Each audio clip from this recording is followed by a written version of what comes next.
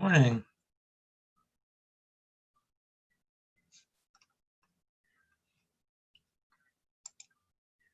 Oh, can you hear me? Yeah. Sorry, I was muted. Didn't even Oh, realize. okay.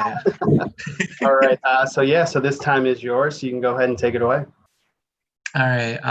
So present fast through the same presentation I did the other day. And then I want to talk about something different today about some of the other stuff that NOMAS. So NOMAS is the National Organization of Minority Architecture Students. We are a cultural organization on campus, and we are a national organization with chapters around the world as well as inside the United States. We have a big parent chapter called Philanoma that does a lot of events and likes to stay connected, making sure that colleges in Philadelphia have that representation within the architecture departments. So that would be us for the Jefferson East Falls campus.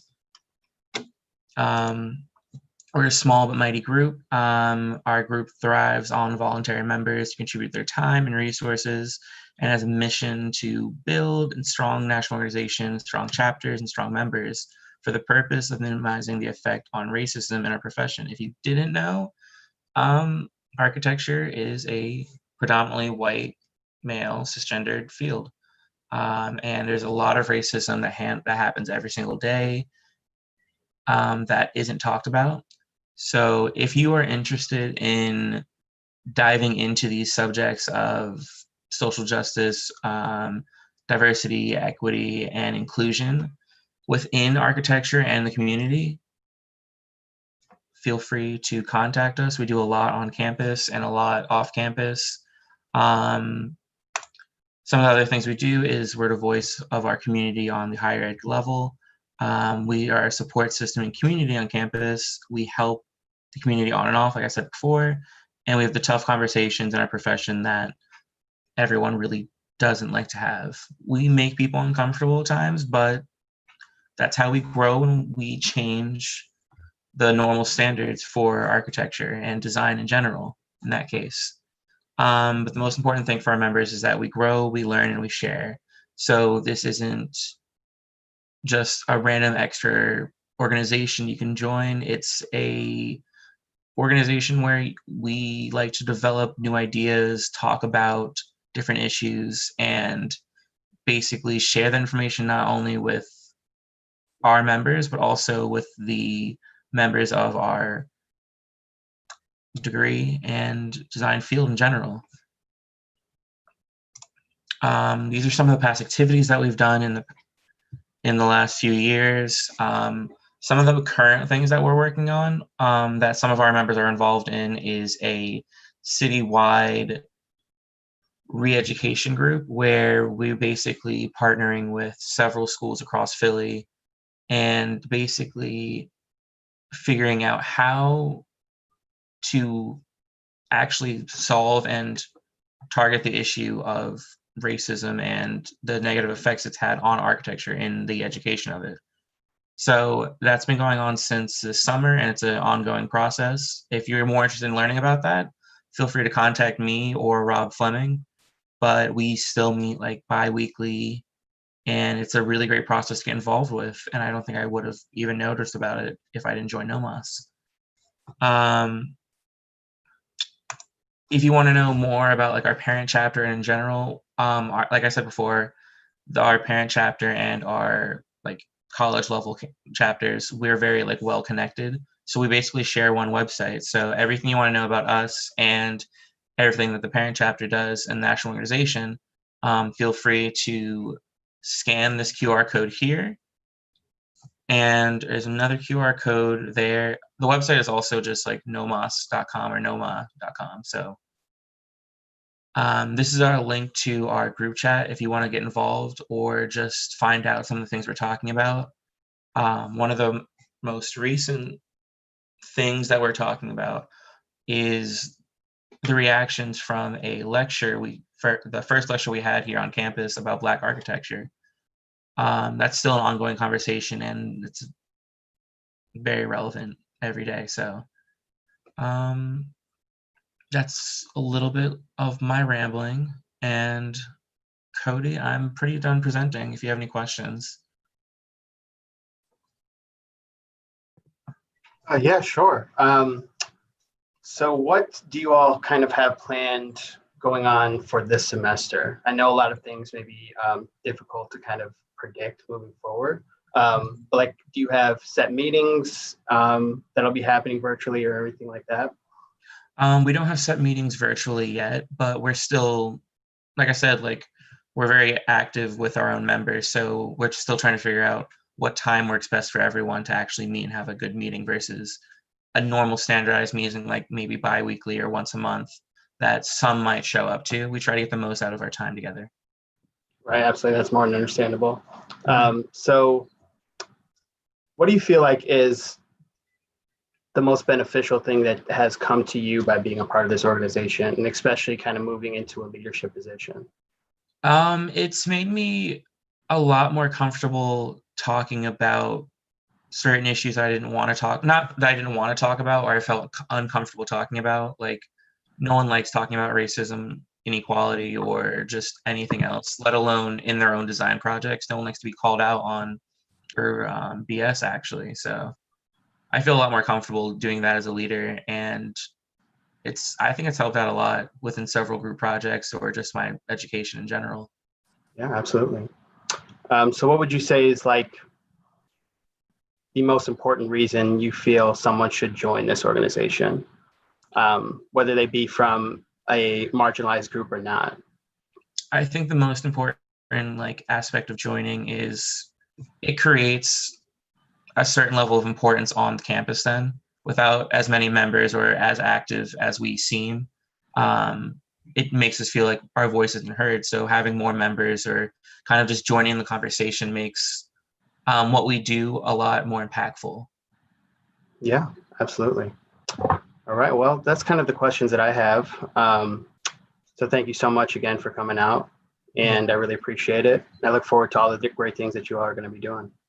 Thank you. I just wanted to mention like one more thing. You said that it doesn't matter if you are part of a marginalized community or not. It's about the way that you're thinking and like how you want to improve. Like if you want to talk about it, if you want to be involved, nothing's stopping you from joining.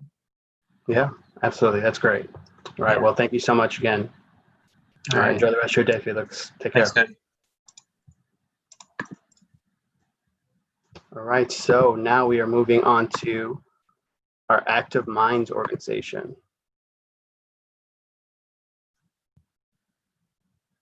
Hello. Good morning. Good morning. How are you? I'm doing well. How are you, Cody? Doing very well. Thank you. All right. So we have some more people coming in. Hello, Sarah. Hello. Hello. All right. So I think I got everybody in here. Perfect. All right. So this time is yours. You all can go ahead and take it away. I'm going to share my screen. I can find.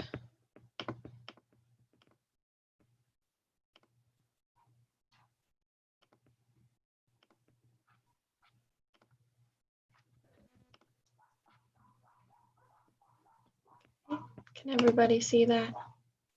Yes. Okay.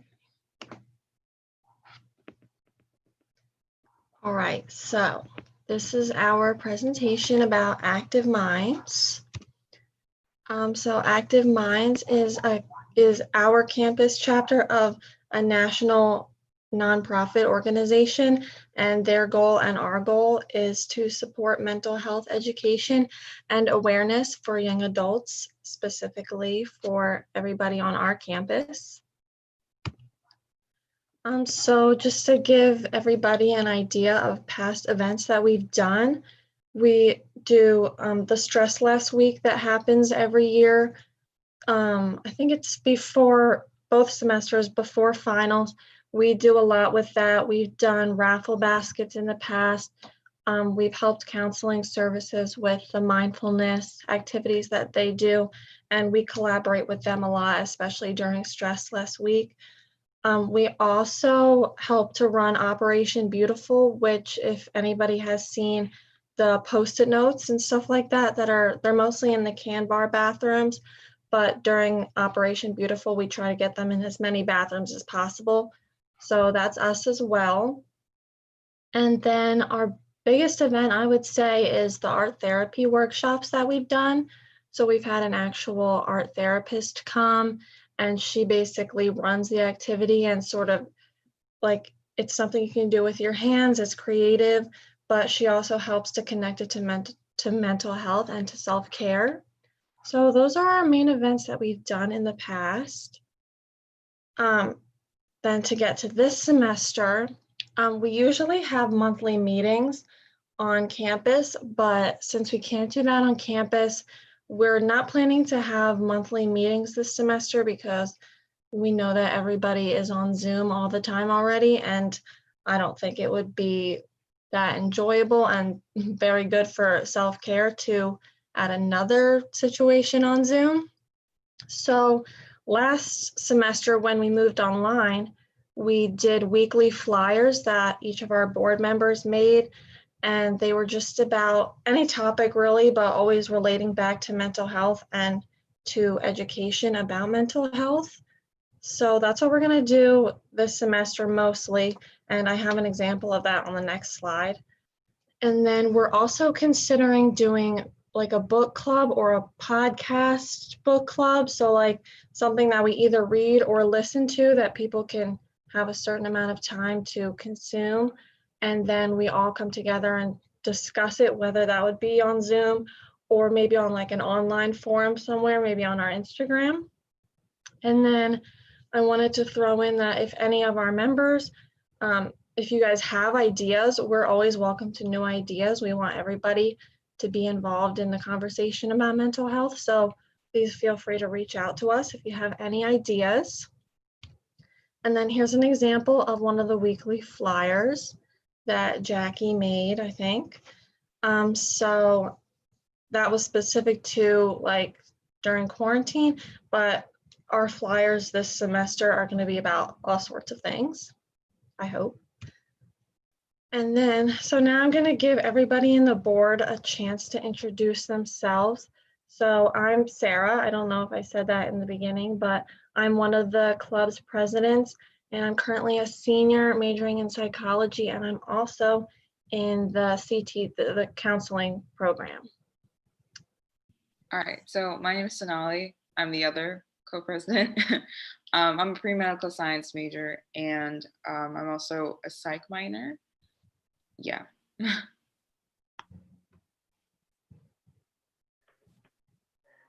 Hi, I'm Jackie, as mentioned previously. I am the secretary of the club, and like Sarah, I am also a senior majoring in psychology, and I'm also a 3+2 track-up student for the CTC program.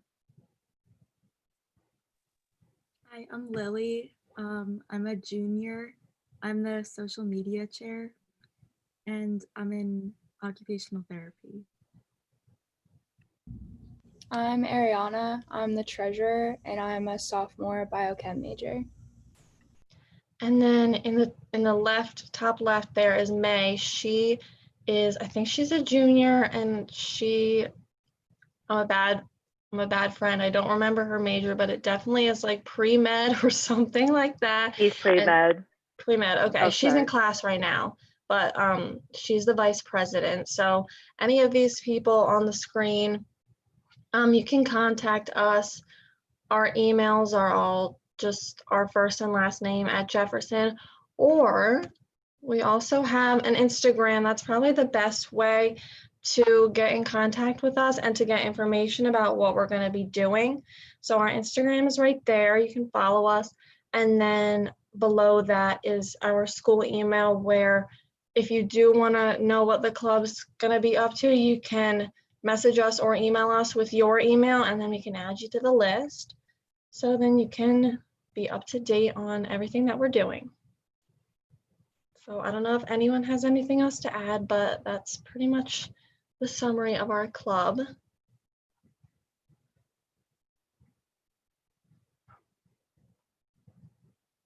Yeah, I guess just to add about the weekly flyers. So yeah, the ones that you'll see on our Instagram are very quarantine related, but everyone's kind of sick of hearing those at this point. But what we try to do, at least during the months pre-COVID, was try to, if there were, I mean, September is Suicide Awareness Month, sorry, Prevention Month. So we try to kind of theme our flyers towards big events or big mental health advocacy type of days, awareness topics, etc.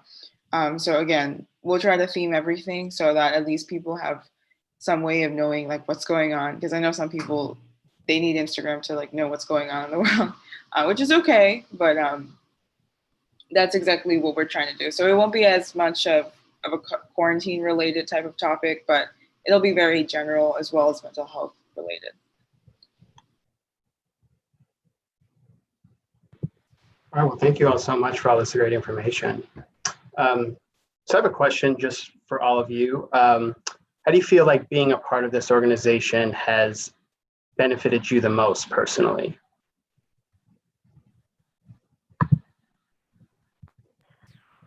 So being part of this program, well, being part of this class specifically, it's definitely taught me more than a few tips on self-care.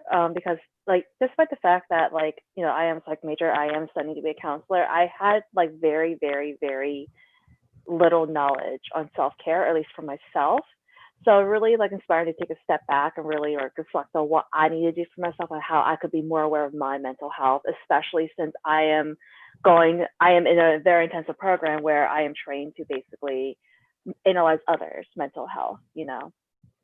So overall, just more self-awareness for me.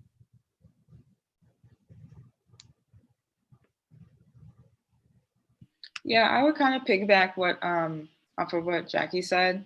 I would say for me, it's kind of taught me what I value in terms of the field that I'm going into, because, you know, part of going into medicine is you have to be, it's bedside manner is what I'm trying to say. And as well as bedside manner, it's also being cognizant of the patient's own mental health and their own needs. And I feel like a lot of patients have realized that their physicians aren't up to the task in that department. And that's really sad. That's really unfortunate, and that shouldn't be the case. So it's taught me a lot about how I can mitigate that. And I think, like, personally, it's taught me a lot about self-care and how we can, you know, care for ourselves in ways that we might not see it, or ways that are not apparent as, ways that are not apparent. So that's something I would want to at least tell to my own patients, or at least insight, because I know a lot of like pediatricians, they don't catch these things, and you know, children may like grow up and they're like, oh, what well, how come no one told me about this? But it'd be something that I want to practice in my professional life as well as my personal life.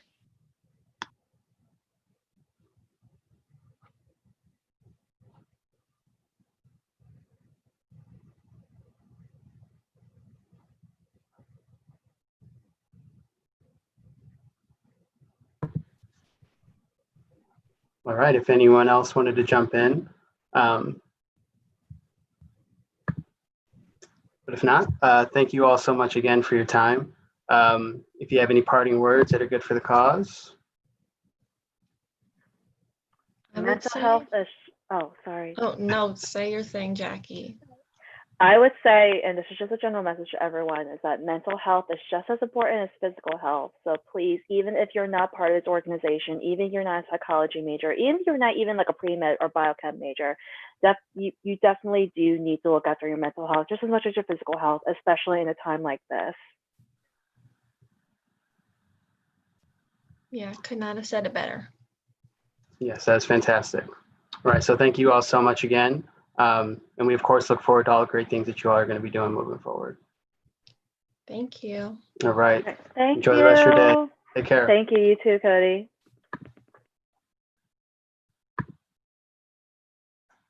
All right, so moving on, we have our United Nations organization coming on. Hello. How are we? Doing well. How are you? I'm doing wonderful. All righty, let me pull up this presentation really quick. Yeah. Share screen. Presentation mode. All righty, Muskan, would you like to start us off? Yes. Well, all right. So, hello, my name is Muskan, and we'd like to talk to you today about the United Nations Association of the United States of America, or UNA USA for short. So, first, I'd like to introduce the board. As I said, I'm Muskan, I'm the vice president. Suhail, our president, and Noah, our treasurer, will also be presenting with me today. So moving on, what is UNA USA? So UNA USA is a movement among Americans dedicated to supporting the United Nations. On our campus, we would like to inspire, educate, and mobilize students in a way that promotes a diverse working campus. 60% of our members, of our 20,000 plus members, are actually 26 years or below. So that really enforces that this initiative is youth supported and is growing across America with 200 plus chapters. And our organization's beliefs lie in accordance with the Sustainable Development Goals of the UN. So this leads me to explain what are the SDGs. They were adopted by the UN in 2015, and there are 17 specific objectives that we wish to achieve for the betterment of our community and the world around us. So here are the 17 of them. A few of them include targets such as quality education and affordable and clean energy, just to name a few. Right. I'm Suhail. I'm the president of Jefferson's UNA USA chapter, and I'm going to talk a little bit about some of the upcoming plans we have for this year. So Muskan had previously mentioned the SDGs, which are the Sustainability Development Goals. And these goals basically work toward improving communities within the United States and beyond. So Jefferson UNA USA's way of improving our community is this program which we drafted after the end of our second semester as freshmen, and we called it the Jefferson Community Bridge Program. So the mission or the purpose of this program is to connect Jefferson students and Jefferson University as a whole with the greater Philadelphia region through community action and the volunteering of Jefferson students. And the way this came about was, as a freshman, I worked a lot with the Thomas Mifflin School through various different initiatives on campus. But I realized that we weren't working as much with the students. And I do know that a lot of schools in Philadelphia have students that are of lower socioeconomic status. And these schools can't necessarily support all their students all the time with field trips, resources, after school care. So the UNA USA team and I drafted this idea to start helping schools in our immediate area and beyond. So we intend to work with Thomas Mifflin School, which is a local elementary school, and we'd like to expand in the future. We'd like to strengthen the bond between the Philadelphia community and Jefferson University by developing the sustainable program that'll be beneficial for Jefferson students and students across Philadelphia. And we'd like to provide elementary students with experiences that inspire them to pursue their aspirations in the future. And we want to provide an exciting and productive environment for students to engage in volunteerism and community outreach. So I'm going to talk a little bit about a few more benefits of this program. It allows Jefferson students to practice being role models, mentors in their community and beyond. And this is a great skill to learn and to have for the future, especially if you're intending to work with children or people who are younger than you, or if you'd like to work as a mentor in the future. Excuse me. And the other benefit of this program would be to enrich students with opportunities to learn and grow outside of their classroom setting. That includes both Jefferson and younger students that we would be working with. So if you're interested in this program, I suggest you join the club. I'm going to pass it on to Noah to wrap us up here and talk about the Global Engagement Summit. All right, hi, I'm Noah. I'm the treasurer for UNA USA, and the Global Engagement Summit is a student-run conference that we look forward to going to every year.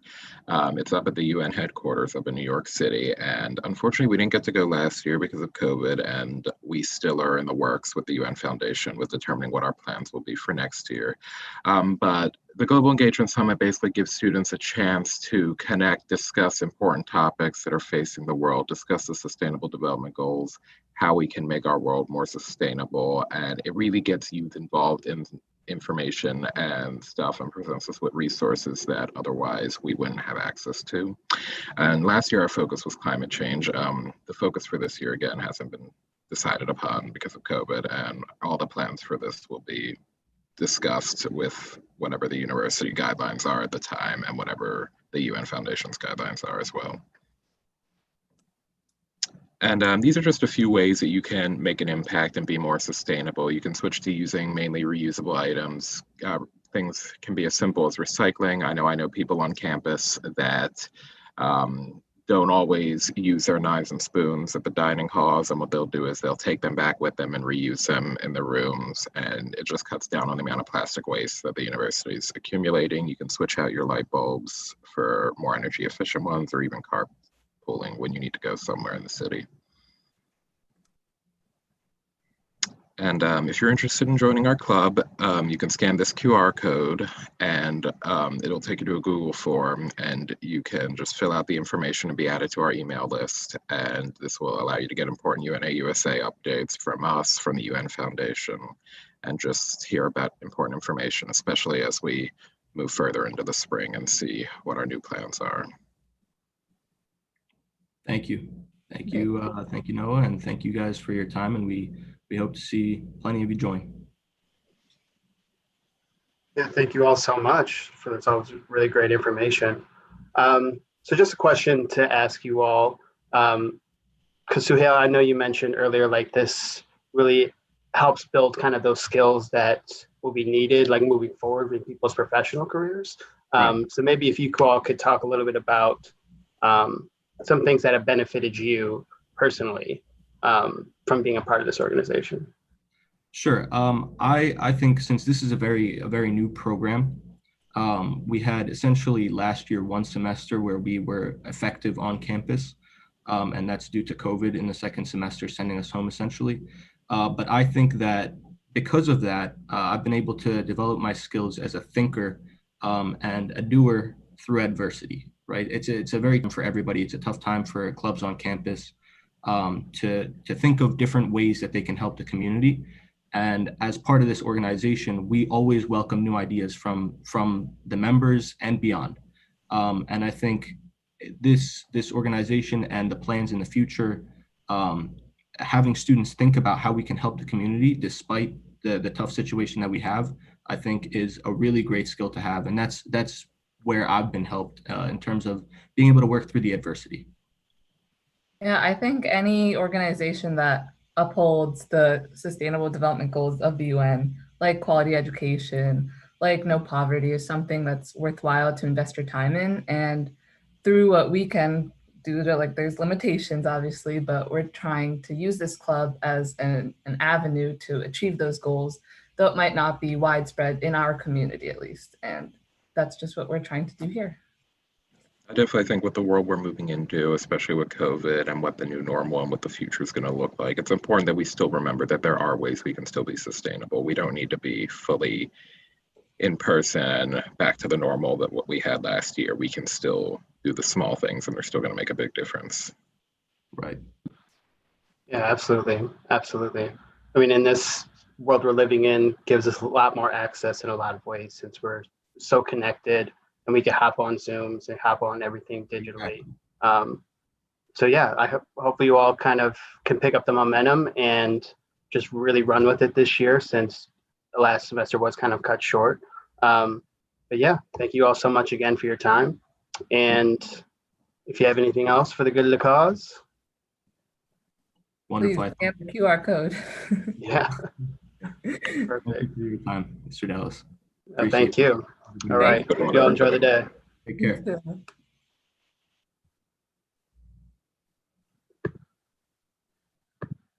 All right, as we keep moving, we are bringing on our brothers from Sigma Nu.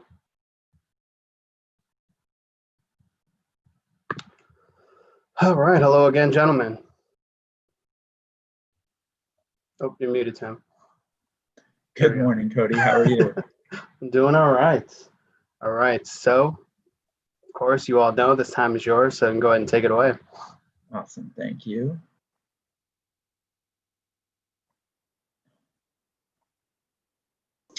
All right, good morning, everyone. We are Sigma Nu Fraternity, Mu Pi chapter. We have been on campus for almost 25 years. We started up in 1996. Since our founding class, we have had over 200 brothers join, establishing connections with on-campus partners and other community leaders. This past year, we achieved Rock Chapter, which is one of the highest honors presented by our national organization.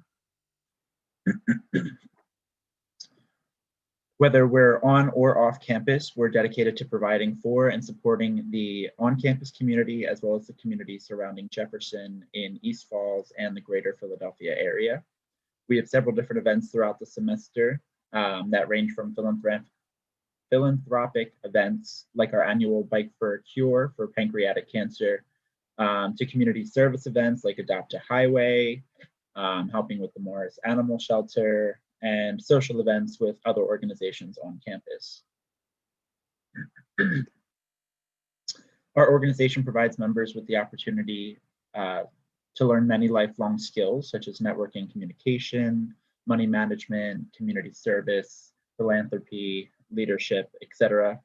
One of our most successful recent philanthropy events was our bingo board to raise money for the Black Visions Collective, raising more than $1,000. Our fraternity also creates a brotherhood of support, providing younger members with mentors and upperclassmen, shared experiences of a wide range of majors, and being able to have peers to relate to on common college issues that we all face throughout our academic careers. And our brotherhood extends past graduation, establishing lifelong connections with our brothers and sweethearts after they graduate, providing excellent resources for our active members, and a great support system for post-graduation advice or, help looking for jobs if you need it or anything like that. So if you're interested in joining us, reach out to our recruitment chair, Nick Walsh. His phone number is here, or you could send us a DM on Instagram. And that's the extent of our PowerPoint. Cody, do you have any questions for us?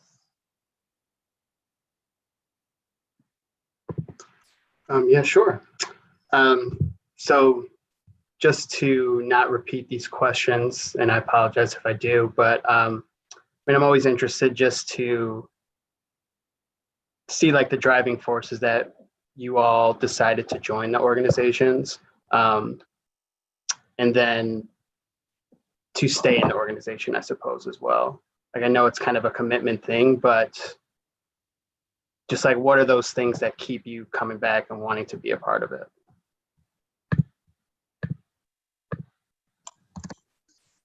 So I've said before that I actually joined because of the great group of guys that I met while I was going through the process of rushing. And what kind of kept me here is the motivation and the connections that I have received through Sigma Nu that I want to keep going through the rest of my life.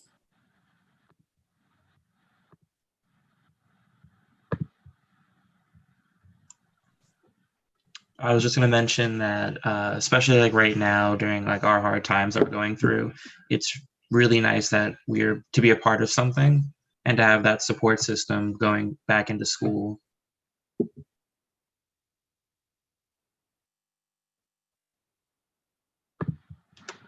Another question.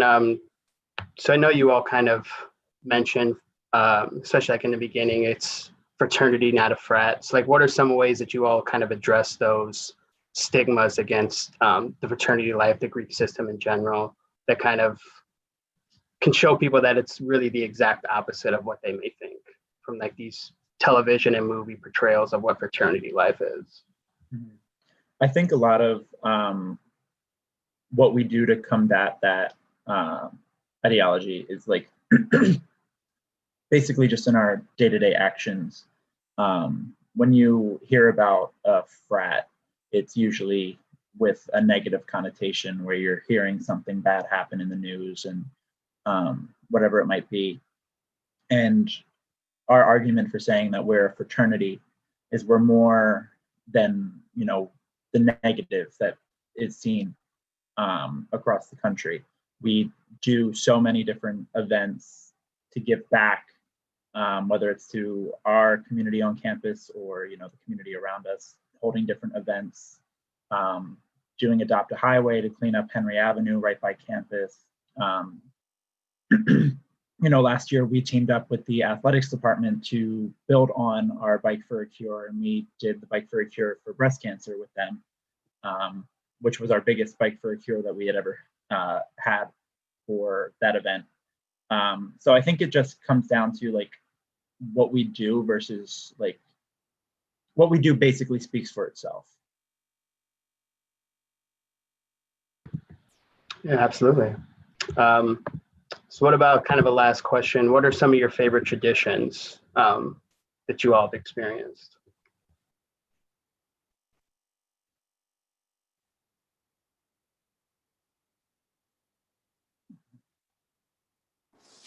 I mean, one of my favorites is honestly just going to chapter.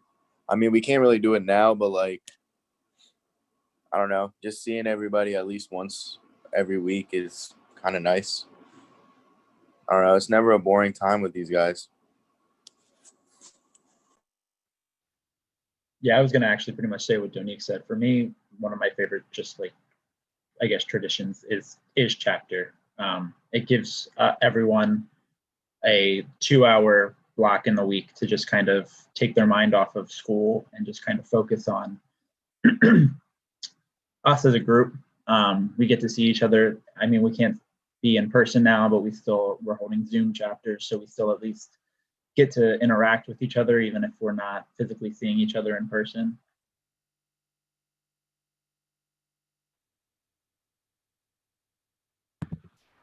All right. So if anyone else has anything for the good of the cause.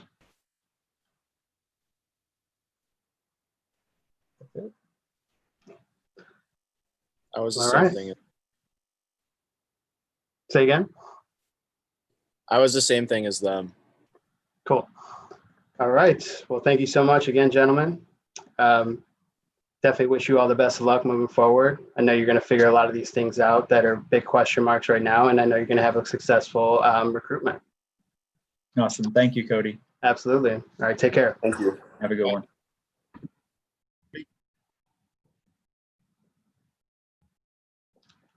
All right. As we're keeping moving, we are now bringing on our Pan-Hellenic group.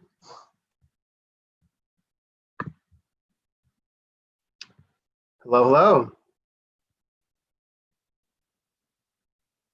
Hello, Cody. How are you? Doing well. How are you? Living the dream. All right. So this time is yours. So you all can go ahead and take it away. All right.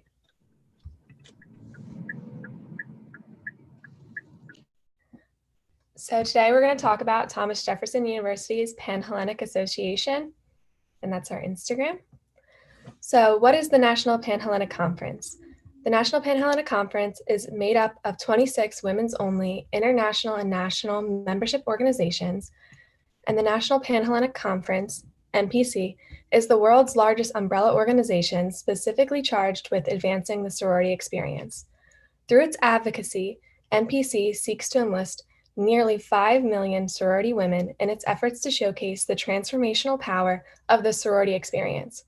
As a values-based organization, the 26 members of NPC live their missions with their members providing millions of dollars to philanthropic support to dozens of worthy causes and pursuing millions of additional hours in community service. So what is Jefferson's Pan-Hellenic Association? Our Pan-Hellenic Association here at Jefferson unites the two social sororities that we have on campus, which are Delta Phi Epsilon and Theta Phi Alpha. The Pan-Hellenic Association is the governing body for both sororities on campus. It is a council that is made up of 6 officers and 4 delegates of equal representation from either sorority. The association's objective is to develop and maintain women's sorority life on campus. The Pan-Hellenic Association, or Pan-Hell for short, is in charge of organizing and facilitating formal recruitment every spring and works to ensure a successful, fair, and ethical recruitment for potential new members of both sororities. And what sororities do we have on campus? We have Delta Phi Epsilon and Theta Phi Alpha. So what is recruitment? Formal recruitment, or RUSH, is currently scheduled for January 29th to February 1st. Recruitment is the process in which undergraduate women join a sorority. Recruitment starts on a Friday evening, and during recruitment weekend, there are typically 4 sessions in which potential new members get to meet the sisters, learn more about the sorority and the sorority life, and meet the current sorority. And the current sorority members get to meet the potential new members of the sorority. The recruitment process typically ends on a Monday evening with what is called bid day, in which the potential new members are offered a bid or an invitation to join one of the 2 sororities. Are you eligible for recruitment? In order to participate in recruitment, a woman must be a matriculated student and be in good standing with the university and have a minimum GPA of 2.5. First semester freshmen, unfortunately, are not eligible for recruitment and must wait until their second semester to be eligible for recruitment. What does it mean to be in a sorority? Sororities began as a way for women to find intellectual and social companionship with one another. And some of the fun things you can look forward to if you join a sorority at Jefferson are sisterhood events to bond and meet your new sisters, mixers, which are social events where you get to meet new people in different Greek organizations, philanthropic events, Greek life events on campus, such as Greek Week, and then getting a Greek family, so you get a big and little reveal. So how can you find out more information? If you're interested in going out for recruitment or learning more about Greek life here at Jefferson, you should follow us on Instagram at Jefferson Penn Hellenic, where we'll be posting updates and information. Also, you can please fill out the Google form that's in our bio to express your interest so that we can contact you with updates about events and information. So that's our presentation about PanHel. All right, thank you so much. I know that's definitely a process that not a lot of people are familiar with outside of the Greek community. So thank you for going over all that. Yeah. So just some questions for you all. I know I really just like to ask all Greek members is like, what were some of those driving factors that motivated you to want to join a Greek organization? And then maybe what were some hesitations that you had to overcome in that process as well? I can talk first. So I really wanted to make more friends. My freshman year, I had just like a couple of friends that I was met like through orientation, and we really didn't have a ton in common.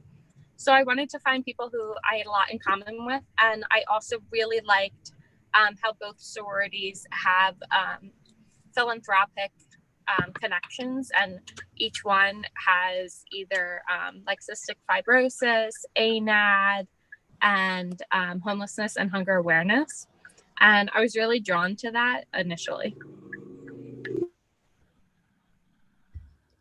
Yeah, so I can talk next. Actually, I signed up for recruitment my freshman year and didn't go out because I got a little nervous because I was nervous about the whole process. And that's something that I definitely regret. And what I would say to, freshmen or anyone who's thinking about going out for recruitment, even if you're on the fence or you're a little hesitant, just try it. Just go out. You always miss 100% of the shots you don't take. So I would definitely recommend going out for it. I was definitely drawn to it for the bond of like sisterhood and getting to meet people outside of my major. I feel like as a pre-med major, I'm around a lot of science people. So it was really nice to get to meet people who are in fashion or architecture and make such great connections and friendships. And also it's really nice with there's so many things that we do in Greek life, but it's also really nice being a part of such a bigger organization.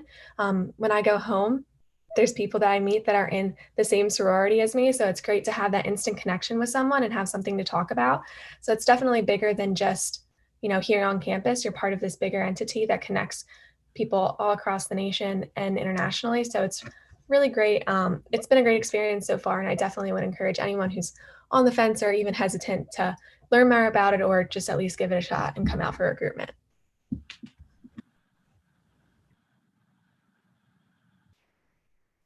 Yeah, I definitely agree with that. Like when I went out, I was looking to make some more friends, so get more involved on campus. So going out for the sorority really helped me with that, and I met like so many people who I probably wouldn't have met otherwise. So I think it was like a great experience for me. Yeah, I agree with everything you guys said. Basically, I just went out to meet my friends and get to know people outside of my major, because I feel like it's hard when you're a freshman, you're just with the same people all the time. So going out and meeting other people like allows you to do other things like on the weekends and stuff and have things to do. And also, especially with this year, our freshmen right now, we really feel for you. We understand like your senior year that, it got, pretty much canceled the end of it. So we understand like that struggle and how you've been at, Jefferson, and not all your classes have been in person and you're probably living alone. So we really understand like how hard it is to meet new people in this era, especially being a freshman or a new student at Jefferson. So we would definitely encourage Greek life, even if it's online or just a Zoom call. It's still a great way to meet new people that you wouldn't be meeting otherwise because of the current times. Yeah, so thank you all so much for that. So what was your personal favorite part of recruitment? I know it's kind of a long, exhausting process over that weekend, but kind of what stood out to you? For me, I would definitely say like the philanthropy round of recruitment. Like I thought that was really nice to learn about what each sorority was about and like how we could get involved with that. Yeah, I agree with Cindy. That one stood out to me, but also like the speed dating and like going around and getting to talk to each girl, and you just get to really connect with each girl, and that allows you to like make your decision on which sorority you connect with the most. I mean, personally, my favorite part was bid day. I was so excited. So bid day was definitely the most exciting part of recruitment weekend. Obviously, it was great to like get to know everyone and learn all about the sorority and learn everything, there is. But, that experience of actually getting a bid and feeling like you're a part of something, that was just a really unforgettable experience. I liked preference night, where you have to be invited back to preference night, and we were actually able to be a part of one of the rituals. And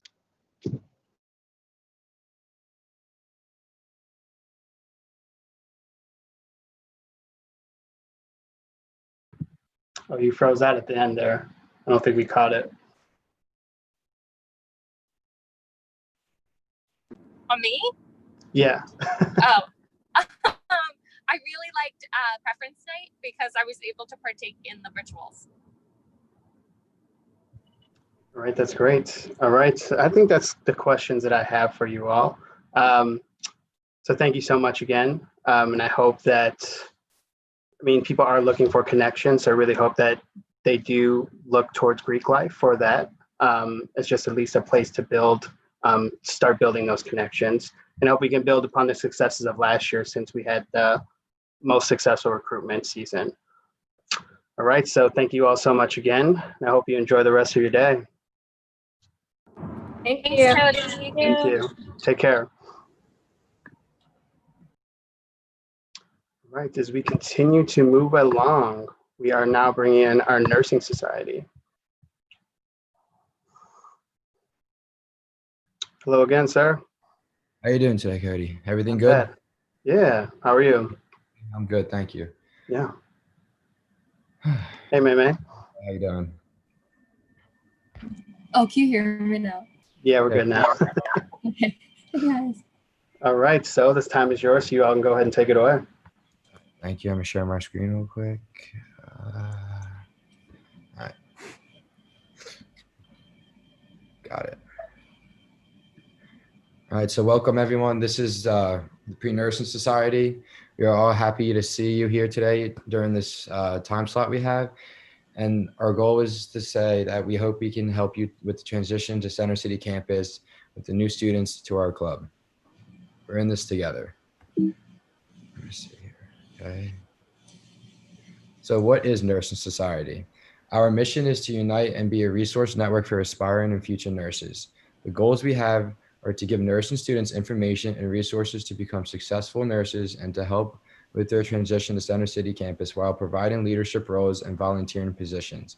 Club meetings, they will be on Excel sign-up sheets. They will still be determined after this virtual fair, after we get all of our club members organized. But yeah, they will be on Zoom because of coronavirus. And the volunteer opportunities, we are preparing some virtual volunteer options for students that you can build up your resume with, helps you get more involved, more hands-on experience. And last thing that we are currently working on that's going to be determined is our spirit wear that will come out in the next couple weeks. So I'm going to introduce myself and everyone else within the committee. My name is Anthony Bevilacqua. I'm the president here on the Nursing Society. My pronouns are he, him, and his. I'm a second-year sophomore, and I'm from Pitman, New Jersey. Other clubs I'm a part of is Sigma Nu fraternity here on campus. And this is a little short story why I chose nursing. It's just because when I was a child, I always grew up in the hospital, and I was just always around nurses. And I always just realized how happy they were, and they were full of joy, and they just loved being present and helping people out.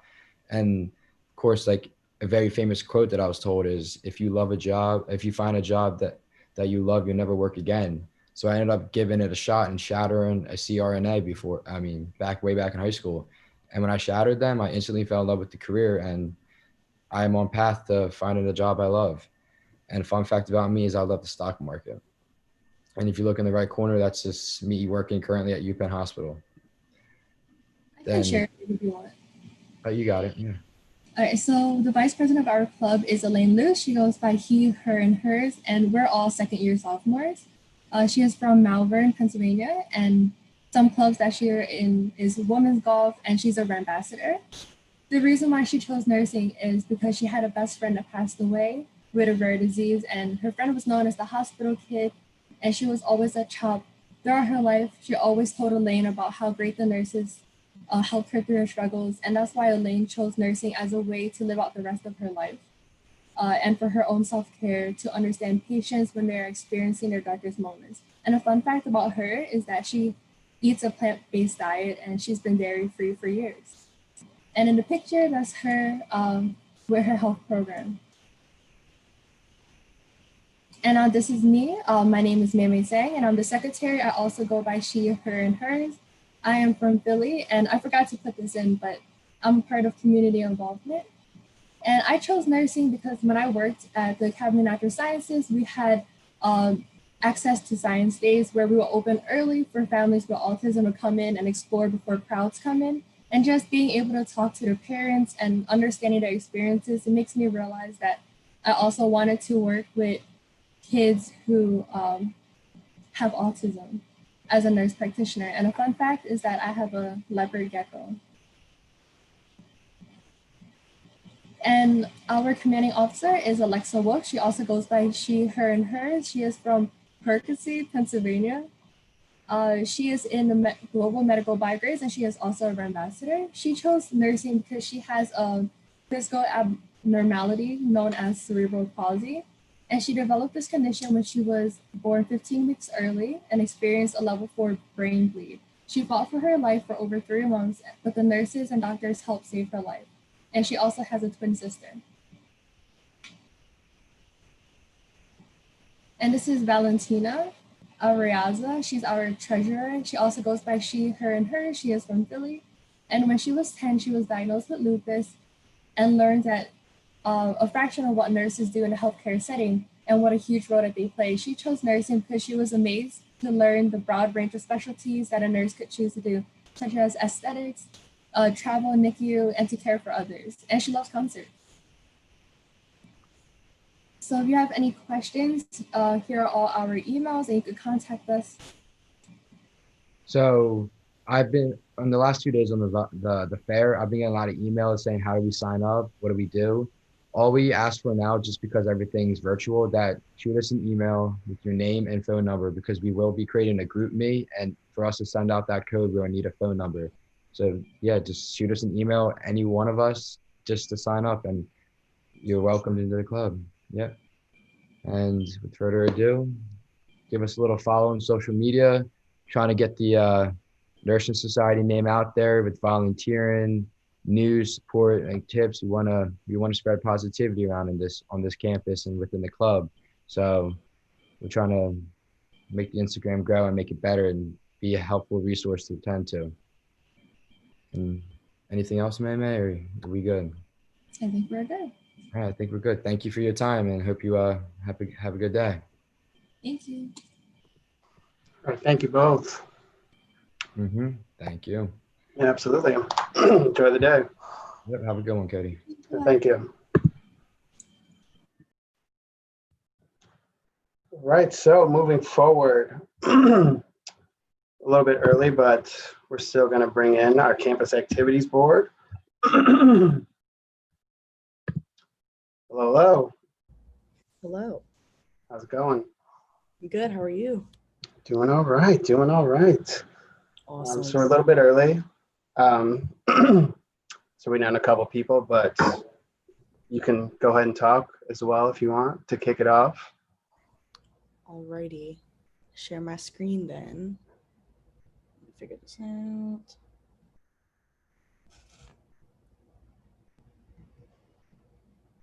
I just had it up. That's crazy. Got it. Okay.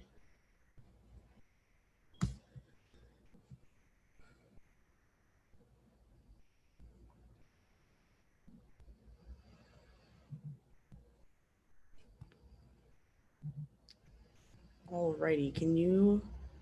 What can you see, Erica? Can you tell me?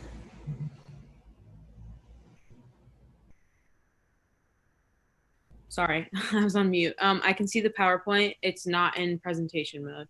Okay, great. Oh, I forget how to do this. Okay. All right, so I'm gonna start off introducing myself. My name is Katie Fulcher, and I am the Executive Graphic Design Chair for our Campus Activities Board.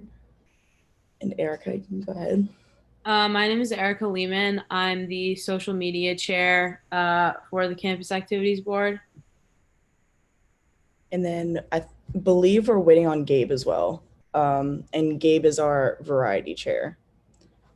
So, yes, we can get started then. Oh, wait, there's Gabe.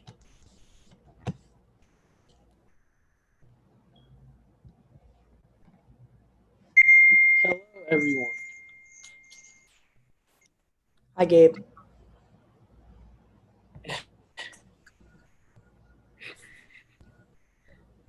All right, Gabe. So we just introduced ourselves. So for those who are watching, that's Gabe, our Variety Chair.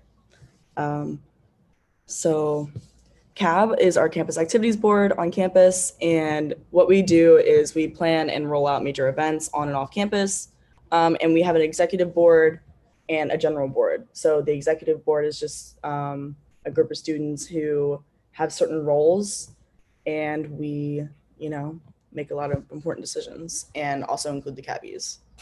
And then our mission would be to represent the student body, and our purpose is to serve and provide students with creative and fun programming. And here's a picture of one of our performers that we had with everybody else.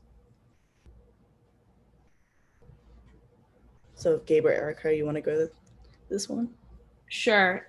So here's like a list of the main events that we run on campus. So if you're a freshman, you would know that we run Welcome Week, which this year we had the Amazing Ram Race, some virtual events. We did the Rockin' Rams, and then we did bingo on Sunday morning. So that's like, we do that before school starts. And then some of the events we have every year are a drag show. We do a Broadway trip. We have a lot of bingo events throughout the semester. We did a painting event. We also have Ram Jam at the end of the year, casino night. So a lot of variety within our events. And we also have bingo tonight. It is going to be starting at 8 o'clock, and it's back to school bingo. So we have an iPad that you can win. We also have Jefferson swag bundle. And you can look to our Instagram if you're interested in signing up. It's in our bio. It's jefferson.cab.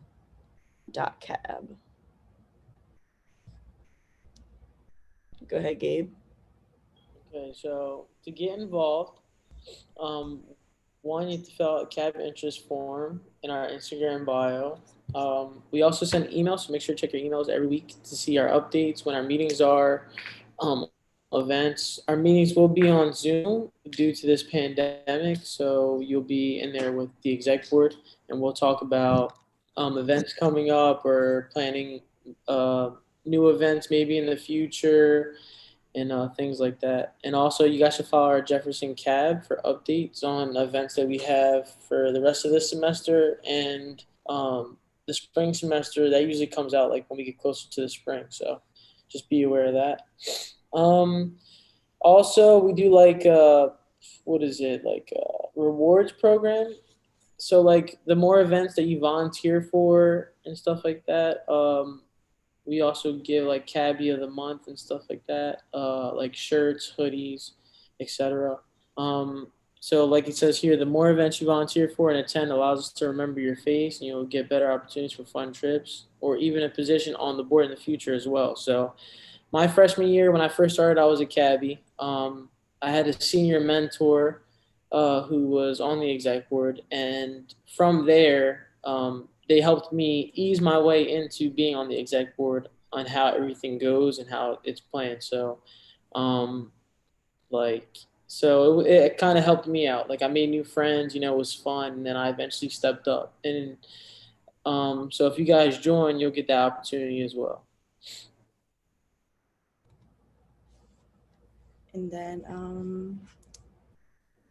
I don't know how this is gonna work. If there's questions.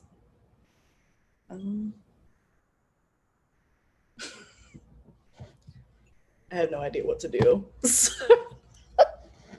If you have any questions for us, you can email us.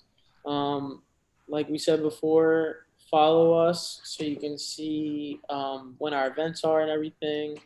And yeah. You can also, you can also DM us on Instagram with your questions too. And we will answer those for you. All right, so thank you all so much. I'll throw some questions your way. Excuse me. What do you feel that you have learned the most throughout your time being a part of CAB? Like that has helped you personally, professionally, etc. I feel like Gabe and I can attest to the same answer. Time management and becoming more professional. Because you're really held accountable when you're on the exec board, and it's important to hold your position on the exec board, and then that also translates into like how important your job is being a student and having your different jobs on campus. So definitely becoming like more professional. CAD definitely helped me with that. But. Yeah, I was just gonna say like it's helped me a lot with like responsibilities and stuff too, and like getting things done on time. So like it's kind of like a big chain how we operate, I guess. So like if the event chair doesn't, at least for like my position, if the event chair doesn't give their PR request, then Katie can't do her flyer, then I can't post on Instagram about the event. So like it's really about getting things done on time for someone else, and like learning how to like do things like work for other people basically is something I've learned. Yeah, I agree with Katie. It helped me like being a part of the CAB with time management, because you have to be able to plan events on campus for first years and everyone else, for the experience, and also get your schoolwork done at the same time. A lot of us have pretty difficult majors, like I'm mechanical engineering, and like, pre-med majors or like design majors is really hard.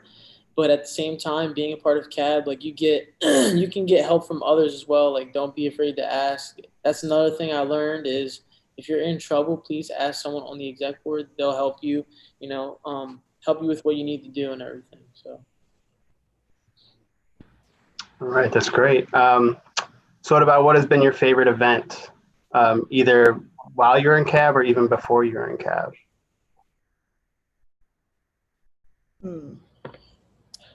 I have a few. I really enjoy our drag show.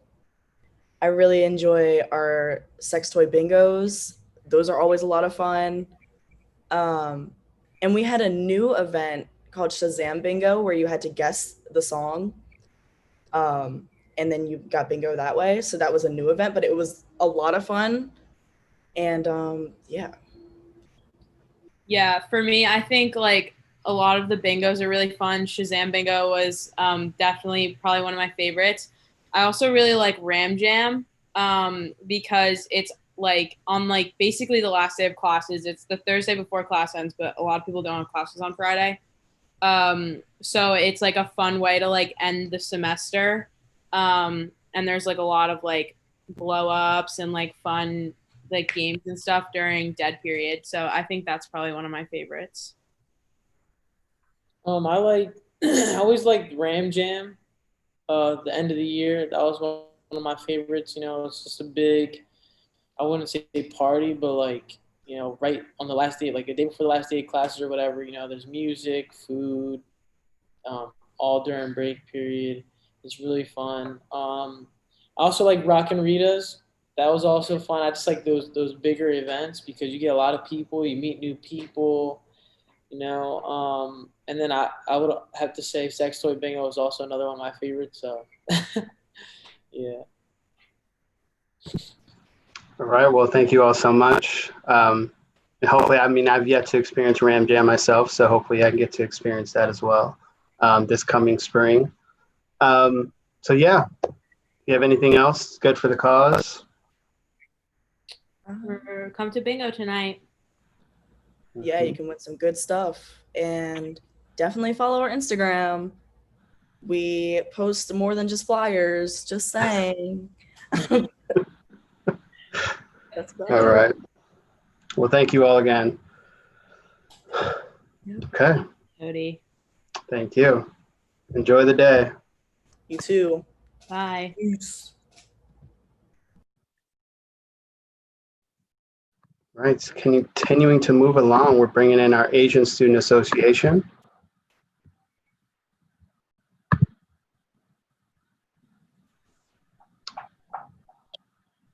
Hello again. Hello. How are we doing today? We're doing really good. Thanks for having us again. Absolutely. All right. All right. You Yeah, share so my this time is yours. Thank you. Okay. Hello, everyone. All right. Here is our presentation. Once again, my name is Caitlin Hong. I'm the president of ASA. The rest of you guys, do you want to introduce yourselves? Hi, Sure. I'm Lynn. Oh, sorry. No, go ahead. I'm ASA's co-VP. I'm also a junior in their PA program. My name is William Wing. I'm ASA's treasurer. I'm a senior and I'm a pre-med major. I'm Amish Mali. I'm the family quarter of ASA and I'm a pre-med major. There's some audio going on in the background. I just wanted. On me. All right, perfect.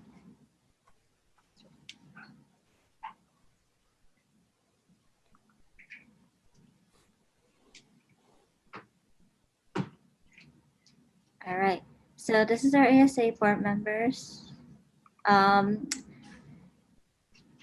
Okay, so ASA is a socially driven ethnic club, so we aim to establish an inclusive community to develop lifelong bonds, and look to bring students of various backgrounds together, promote cultural diversity, and educate members on issues faced by these cultures.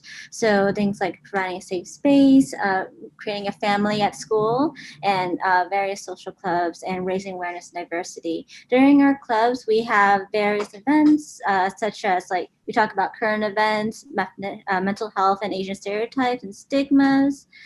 We also talk about Asian music and media, discuss and experience Asian food and fashion, and learn about and celebrate various Asian holidays and traditions.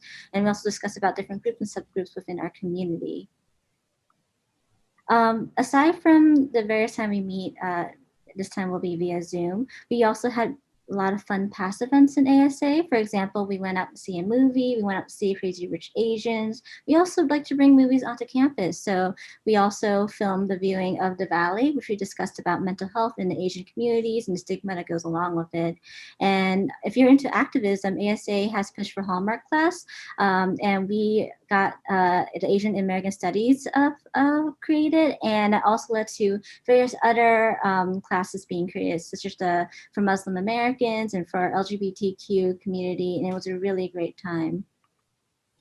We also had a spring banquet where we got to say goodbye to all the seniors who were leaving. Unfortunately, we weren't able to have one for 2019 due to COVID. However, maybe when things get better, you'll be able to see those people who have already graduated and contributed great things to this club. So you might meet people like the past president and all that jazz. There's also a Falls barbecue where we also met a lot of various ASA clubs from other schools. If one of you guys want to chime in and talk about your experience with that. Yeah, Yeah, it was a lot of fun. We had a lot of schools from the Philly area come together. Each school brought in a lot of food. We played a lot of music. We also played a bunch of mini games together. So not only did we get to meet people within our club, we also got to meet people from different schools, and we just came together. It was just a really nice time. Awesome. On top of that, so we also had a spring 2020 Lunar New Year celebration. This is before COVID went to things, but we like to have various gatherings together and celebrate the holidays, celebrate like Friendsgiving, go out for karaoke nights in Chinatown, do ice skating. Of course, because of the pandemic, we won't be able to do anything this semester, but we will plan various virtual events. And once things are back on track, hopefully we can take you guys out to Chinatown and have a good time. But we have to make sure things are going well.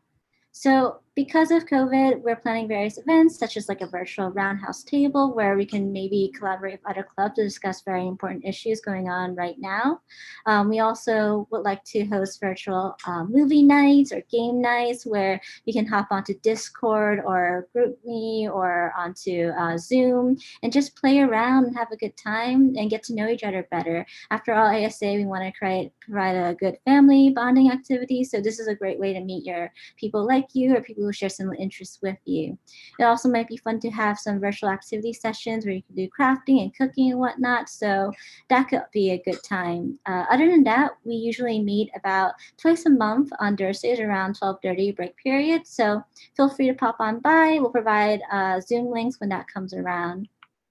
And yeah, we really hope to see you soon. Just to let you know, ASA is not an ethnic specific club. It's open to anyone who's interested in learning about the culture or discovering your identity or other identities and becoming more open-minded as individuals. So we look forward to seeing you there soon. And if you want to follow us, we have an Instagram at asa.jef, and you can email us there too if you have any questions or concerns. If you want to sign up for our club, we have the link right here. And yeah, we look forward to seeing you guys. Do any of you guys want to share any final thoughts or experiences of how ASA has helped you in any way?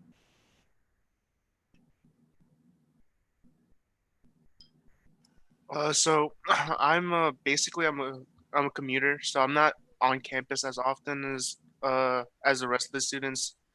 So being in ASA, I was able to bond with other students, um not only like my classmates, but upperclassmen as well. And being able to make the connection with upperclassmen, being able to communicate with everybody, really does help. Like throughout the school year, it does help with like if you need help with anything, everybody else is there for you. And being able to go to ASA and just get help, have like pretty much a second family is probably one of the best decisions I made so far. Yeah. So college is a time to try new things and discover yourself, whether it's becoming more in tune with your identity and or educating yourself about becoming more open-minded of other identities, and just find other people with various experiences, perspectives, and get to know the people on campus, people that you may be neighbors with, people you may have classes with. So yeah, is there any questions in the chat that we can look at? Let's see. Cody, do you have any questions that you want to ask us, or? Yeah. I mean, I do like the question, kind of the benefits of it. And like I said, I always really like that you all still have a lot of things planned in these quarantine times. But what do you feel would be like the best benefit for someone to join this organization? Like, what are they really going to get from being a part of this great group? I think definitely a sense of community is really important, especially during a time of COVID where a lot of us are facing various issues and outcries, and just making sure to know that we're here together, we're here to support you. And even if it's not Asian specific, if you're having worries or struggles in your classes, if you're unsure about professor, if you're having unsavory experiences, we're here to support that. And like, if you have something great to share about, ASA is a great community to come together and just hang out with people and share those good times and positive moments. So anything else that you guys want to share? Maybe Alexis, do you want to share some of your thoughts of your experience? Can you unmute yourself? I'm sorry. No I came here out of state. When I first came to this campus, like I didn't know anyone. I didn't even know who my roommate was at the time. It was a very scary experience for me. But finding this club really helped me not only find friends who are now my family, but mentors as well. I'm a fashion design student, and when I had joined this club freshman year, there were 3 upperclassmen in fashion design, and just having their support and insight really helped me in my classes and gaining confidence in what I do.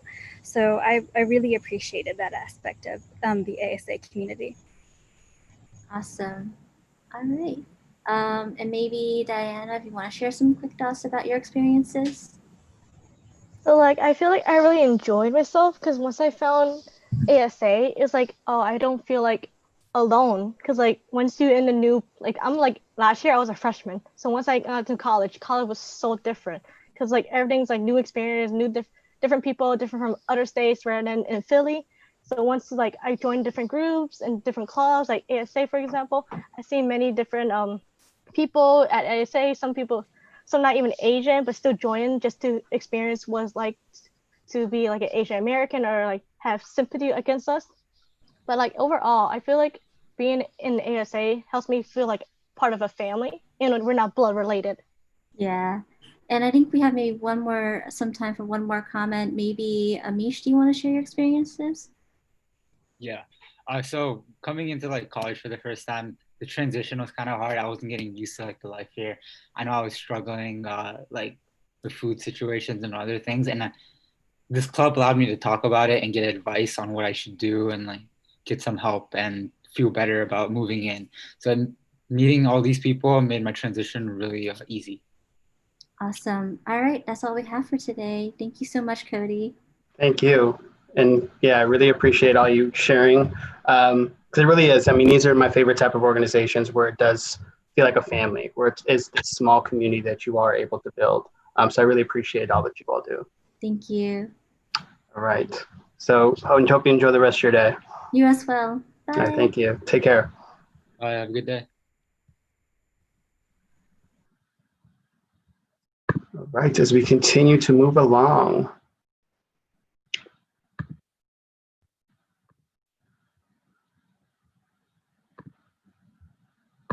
Now bringing in our Christian outreach group.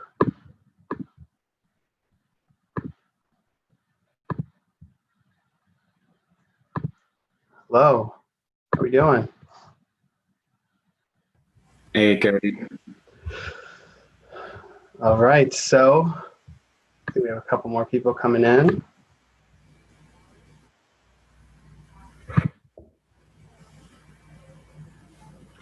All right, so this time is yours, so you all can go ahead and take it away. Jahasiel, you sharing your screen?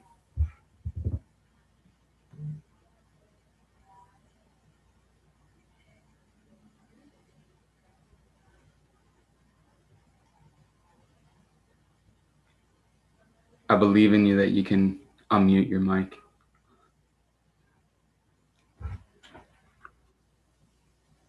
I'm live. Yeah, we're live right now. Do you want to share your screen? Are you Yeah, sure. Okay, sweet.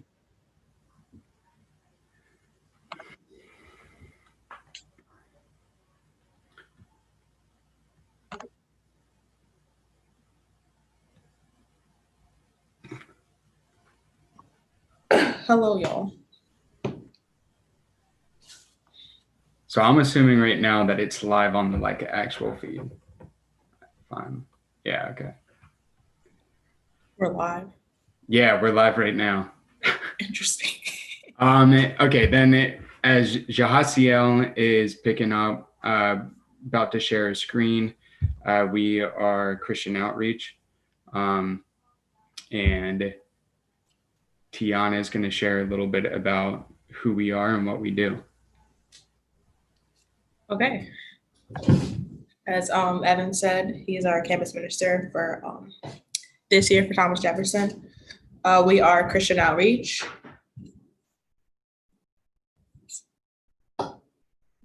Okay. What do we do? Basically, we're a organization on campus, partner with another Christian organization that's located in Pittsburgh, Pennsylvania. And our, I guess, duty or things that we do on campus is just create a space for a community for people of different backgrounds, different religions, different cultures, and spread the gospel, teach the gospel, learn the gospel, and just create a great environment for students.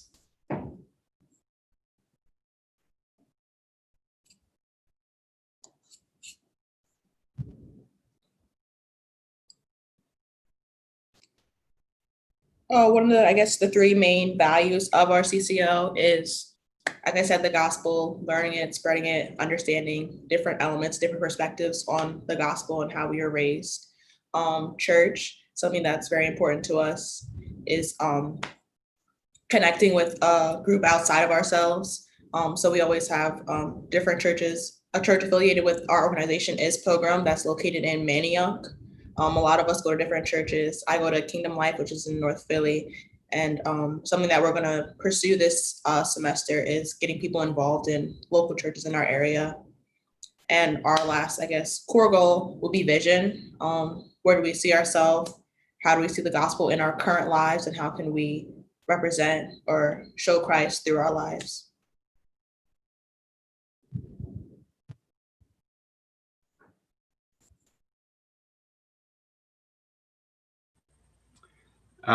Yeah, so pre-COVID, Christian Outreach looked entirely different, where we would meet for men's prayer or prayer as a group. But then we also had opportunities like on Sunday nights where students would either come to my house or to another church member's house to have dinner. And this dinner was either cooked by the students or it was provided by different members of different churches. And so these are times where we are able to come together and just gather as a community, where we're able to experience one another's cultures within food, but also be able to experience life outside of the campus. Yeah, so Jahasiel is going to talk a little bit about what Fall Retreat and Jubilee are. Unfortunately, because of COVID, those things will not be happening, but for future sake in the next couple of years to continue to be involved. Yeah, so Jahasiel. Yeah, so Fall Retreat is a time every fall around October, I believe. We go up to cabins up in around the Pocono area, and it's just a time for fellowship and getting to interact with people, different students on campus, and also other campuses. Before in previous years, we've done a fall retreat with Penn State Abington, with St. Joe's, right up the road near us. And we have different speakers come, different activities throughout the weekend, and times of worship and bonfires and lots of eating.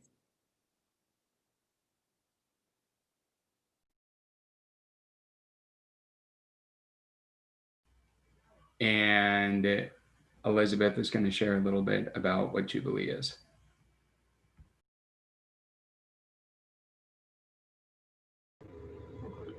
Okay, can you hear me? So well, obviously, I guess not this year, sounds like. But in February, we usually go to Jubilee, which is a conference in Pittsburgh, Pennsylvania. And so we go there like over the weekend, and there's a sessions of worship and like little workshops.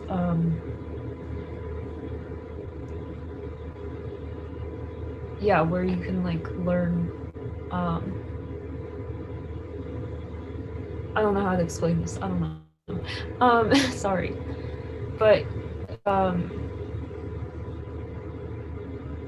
Something I'll add about the workshops, the variety of topics that are like available to students, from just career-wise to social justice reform and civil rights, to environmental issues,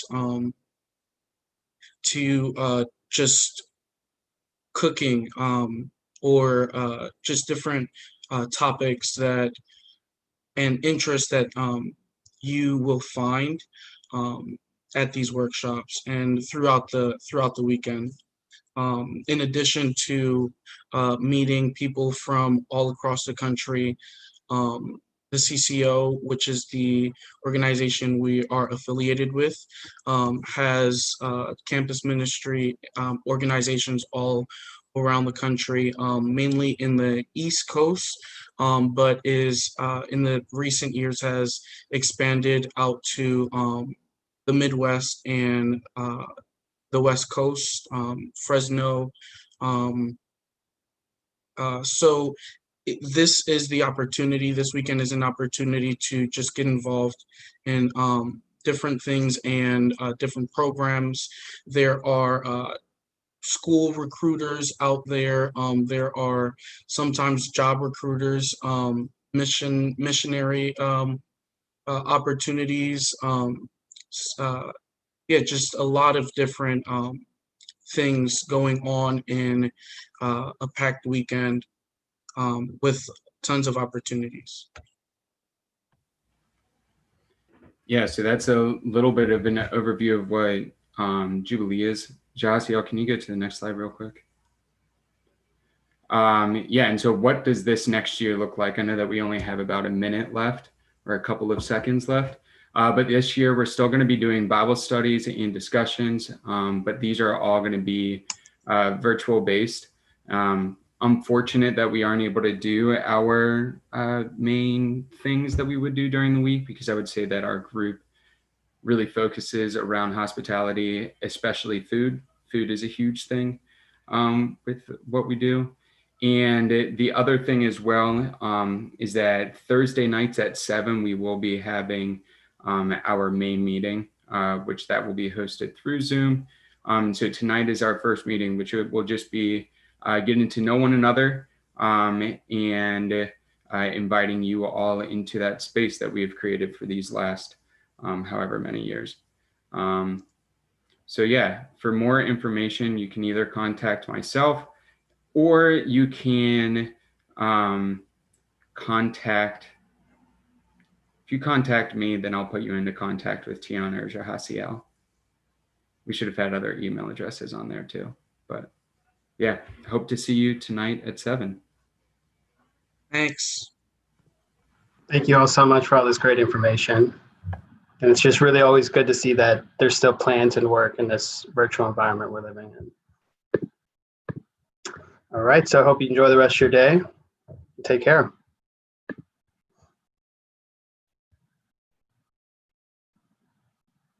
Okay, as we continue to move forward, we have our Physicians Assistant Society coming on.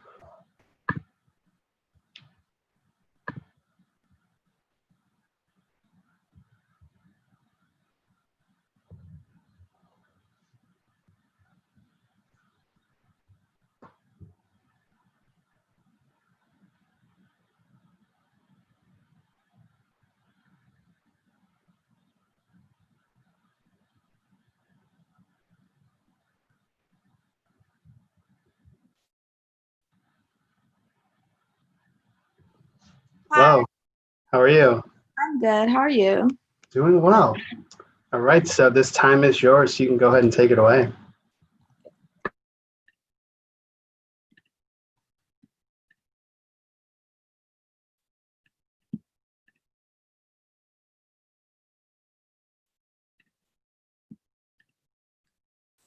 Hi, everyone. I'm Zahida Zakir, and I am going to be co-president of PA Society for this academic year. I'm a third-year health science student hoping to pursue a career as a PA. So this year's board members include Nupur, myself, and the co-presidents are Seta and Jensen, and our advisors are Megan Mills and Nicole. After we have our first meeting, which hasn't been decided yet, we will be electing new board members for the year, which includes social events coordinator and social media coordinator and all of those. So we're very excited to meet our new members and elect them for the year. The program goals we have are to be a resource for PA and non-PA majors. I want to emphasize that you do not have to be a physician assistant major to join this club. You could be pre-med or virtually anything, because we want to give people, whichever path they choose, patient contact hours and any type of experience, really. In the past, we've done CPR certification courses, and we want to provide networking opportunities with upperclassmen, key faculty members, administrators, and other groups of students that we work with, such as the OT Society and Global Medical Brigades. We also want to help current PA students and non-PA students by giving advice and information, as like the upperclassmen know a lot and they could very much help us go on a better path and know what exactly we want to do. And then overall, we want to give back to the Philadelphia community through charity work and by spreading awareness of the profession. Past events that we've done is hosting the blood drive by working with Red Cross. We usually do 3 a year. I don't know exactly how it's going to work this year due to COVID. We probably won't do it, but this is a great way to get patient contact hours and just help out and get people to donate blood, as it's such a great cause. We also have hosted the Rock and Roll half marathon. We don't host it, but we volunteer. And this happens every year too. And many PA students and everyone volunteers to help at the medical tents. And this way you get patient contact hours by giving the runners like water and helping band-aid them up. It's a great opportunity. I've done it and it's so fun. And you get to meet like other people and like nurses and APRNs. It's like a great opportunity. We also do fundraisers to support undergrads and grad students, which is always a great cause to help other students who you're with. And we usually host a meeting once a month and we'll discuss selling PA Society apparel and nominating PA Society board members.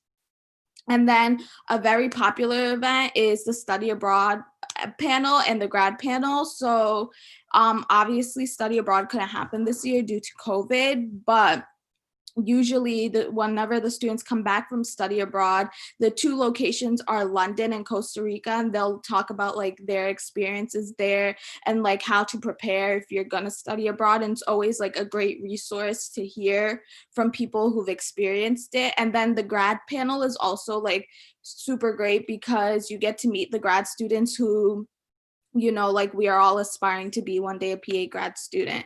So you get to see them, you could ask questions and like learn. As like I learned that through the grad panel that you can't like have your laptop in class. Like you learn so much useful information. It's a great resource for sure.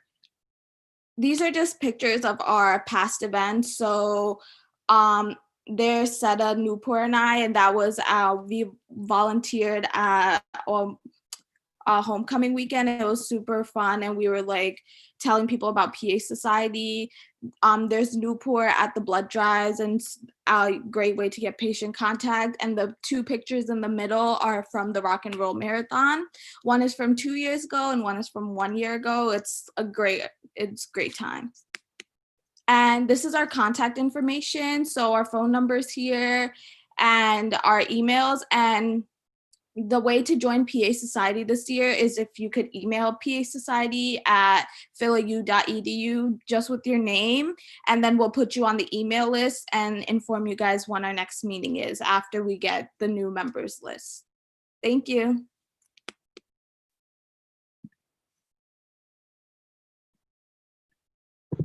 All right, thank you so much for all that information. So just a couple questions for you. So how do you feel that being a part of this society for people pursuing this helps in their career goals or can help in their career goals? So I'm actually in the 4+2 PA program. So this isn't a direct into PA school. So by joining this club, I've gained like a lot of patient contact hours, which has helped aid my application for sure, like through the Rock and Roll Marathon and the blood drives. I've gotten like over 20 hours, which is gonna help me get into PA school one day. All right, that's great. Oh, yeah, I mean, you did really a good job of covering everything. I don't really know any other questions that I have. Well, I guess maybe what was your driving motivation to like take on a leadership role within society? I think like seeing like when I was a freshman, the president that year very much like helped me become who I am today in a way. Like she gave me like so many tips and tricks on how to like just do undergrad classes and all of that, and then told me like what certifications to get to like, you know, get into PA school. And I want to be like that for someone else and like help the underclassmen definitely like find their path in a way. That's fantastic. It's really great. Well, all right. That's all the questions that I have. If you have anything else for the good of the cause? No, I'm good. All right. Well, thank you so much again. I really appreciate it. Thank you. All right. Enjoy the day. You too.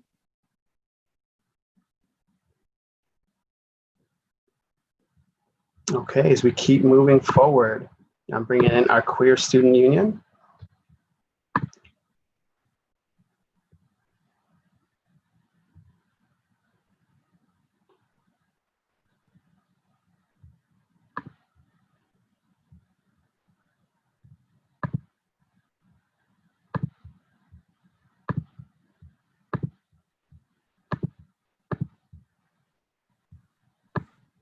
Hello. Hello, long time no see. Right. Hey, Shelby. Hello. All right, so this time is yours. So you all can go ahead and take it away. Yep. Got a small PowerPoint.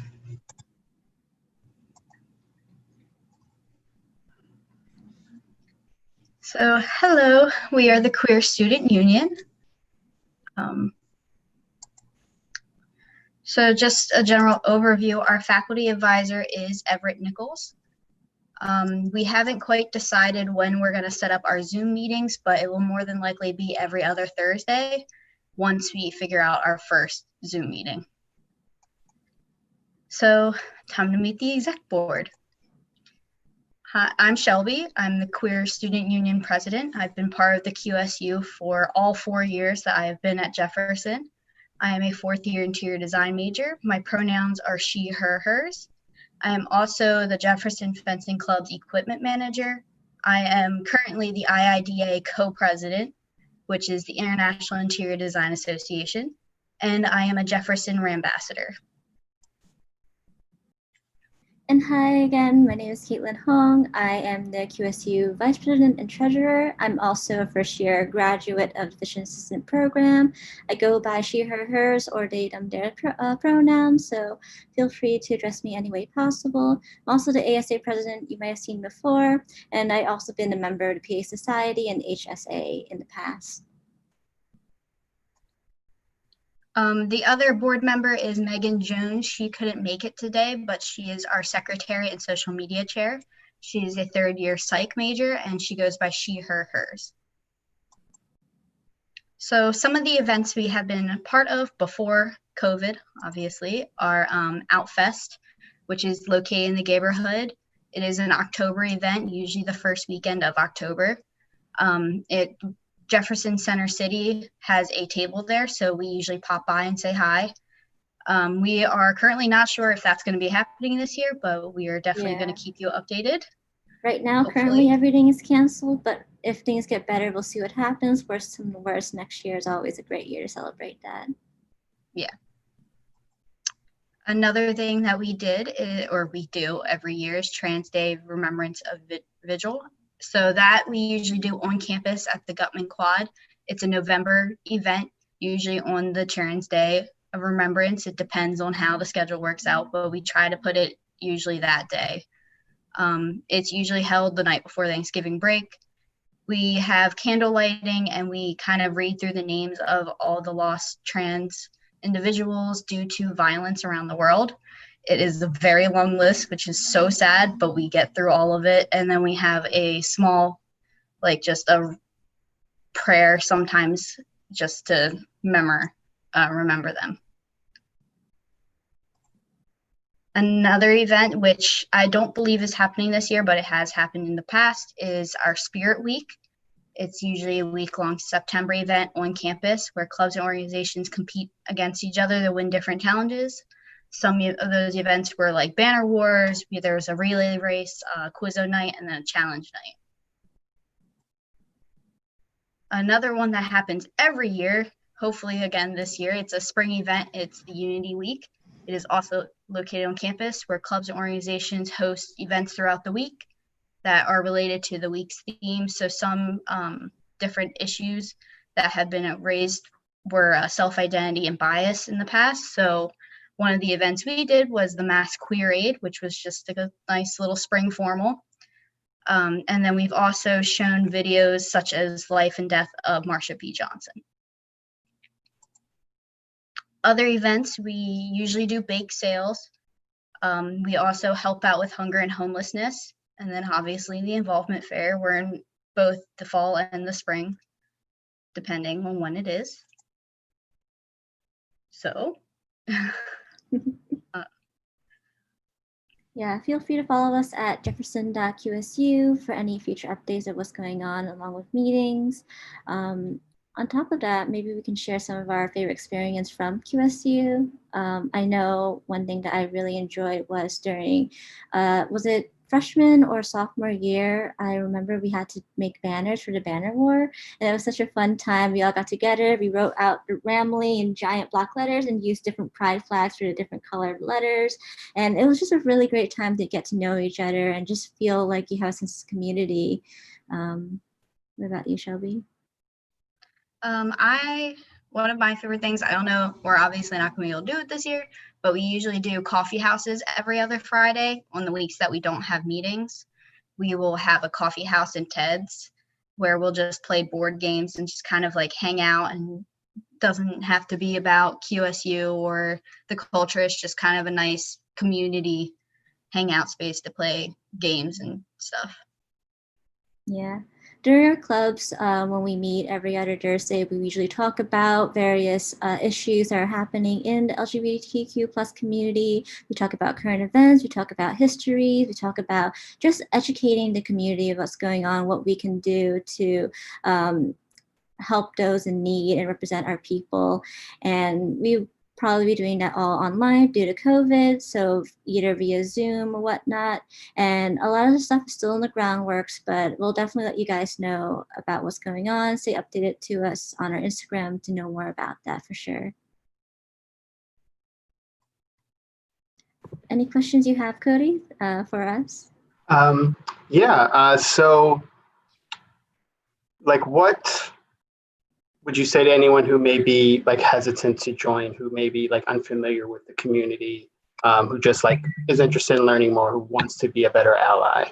Like what are some encouraging kind of words or thoughts or things that they can run through their own head in order to actually join with you all? Well, one thing I always say is that we are very open to anyone and we will accept you for who you are. So even if you just want to be, say you're an ally and just want to kind of like know more about the culture or the community, you can always join and we will accept you. Anything you, Caitlin? Yeah, and as I said in the other meeting, college is a place where you're finding yourself, learning about other cultures and other communities and other identities, and it's a great place to explore and experiment and just find out who you are and who other people are. Like, we're here. If you have any questions, don't be afraid to ask us. We're more than happy to share our experiences, open up about what we've seen on campus and off campus in Philly, in the United States. It's just a great community just to share and have a safe space to talk about that type of stuff. Absolutely, I really appreciate it. Yeah, I'm not sure if I have any other questions. I mean, you all covered a lot.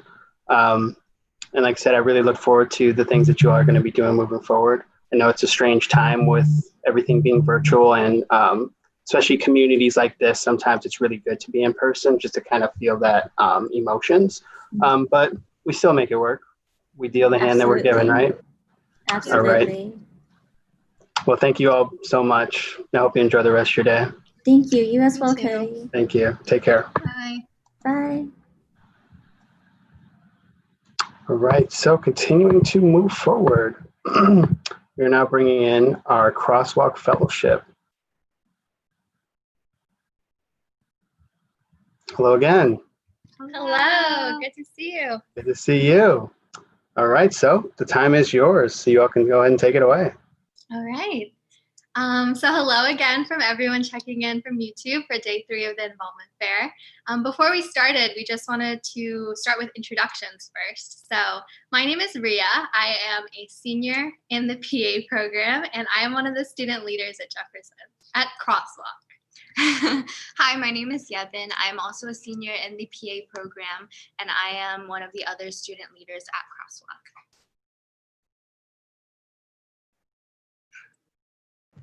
Hi, my name is Alma, and I'm a senior here at Jefferson, and my major is health sciences, and I've been a part of Crosswalk for 2 years now. Hi, my name is Sarah. I'm a second year pre-med major, and I've been a part of Crosswalk for 1 year now. Hi, my name's Ariel. I'm a second year architecture major, and I've been a part of Crosswalk for 1 year now. All right, so just a little bit about Crosswalk. So Crosswalk is a Christian college fellowship on campus, and our purpose is to explore the gospel of Christ together as a community. Yeah, and so for a lot of people, college is really the first time that you're away from home, and it's a place where you can start developing your own thoughts and opinions about yourself, your faith, your beliefs, and just life in general.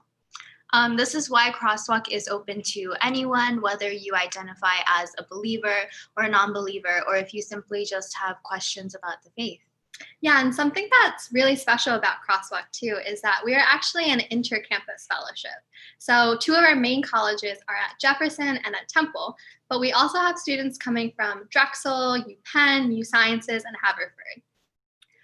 So this year, Crosswalk is going to be meeting regularly virtually through Zoom in community groups.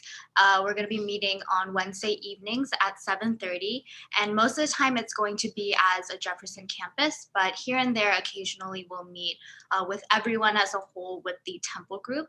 And so the format of what kind of CGs are going to look like this year, we're going to be going through specific content each night that's going to be revolved around questions that we've asked our members to put on an anonymous question forum of some kind. And so we'll be going through topics that college students are going to have questions about throughout the year. Yeah, and just in general, we are also a group that loves to gather, with some of the events that we've done in the past being things like retreats, lock-ins, but even on a smaller level, we really love to like study together or grab meals. And of course, this is going to look really different this year because of all of the regulations, but we really can't wait for the day that we're all able to gather again. Many of us also attend church service on Sundays. We attend Metro Church, which is also right here in East Falls. But with the current situation, we are having services online through a live stream. So if you were looking for a church to plug into nearby, we would love to introduce you to Metro.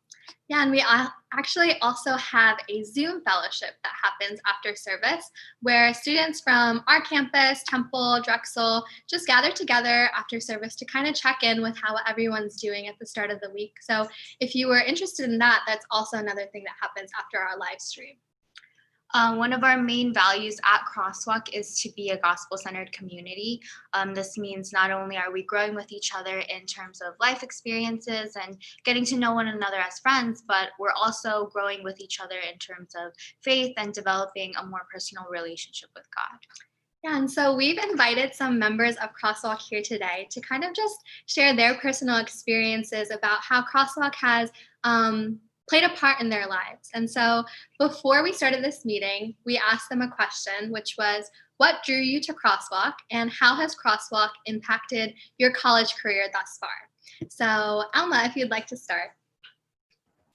Yeah, so before I came to Crosswalk, I actually went to a different university, and that was when I was a freshman. And I remember like leaving home and wanting to find a new community where I can really grow in my faith and where I can just meet new people and we can just grow in our relationship with God together.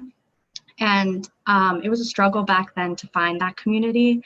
And I was really lucky to be able to come to Jefferson in my sophomore year and be able to find all of these people at Crosswalk that make me feel so comfortable and open. And I was also super shy and reserved and quiet, but I feel like I really grew as a person as I got to know more people and as I got to learn more about God and His Word.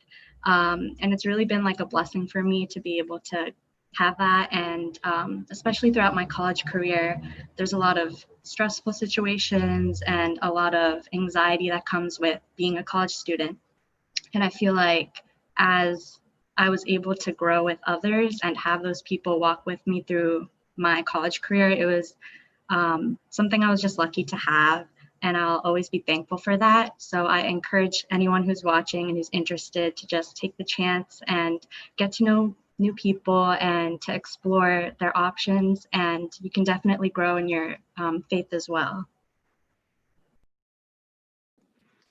For me, what drew me to Crosswalk was the community.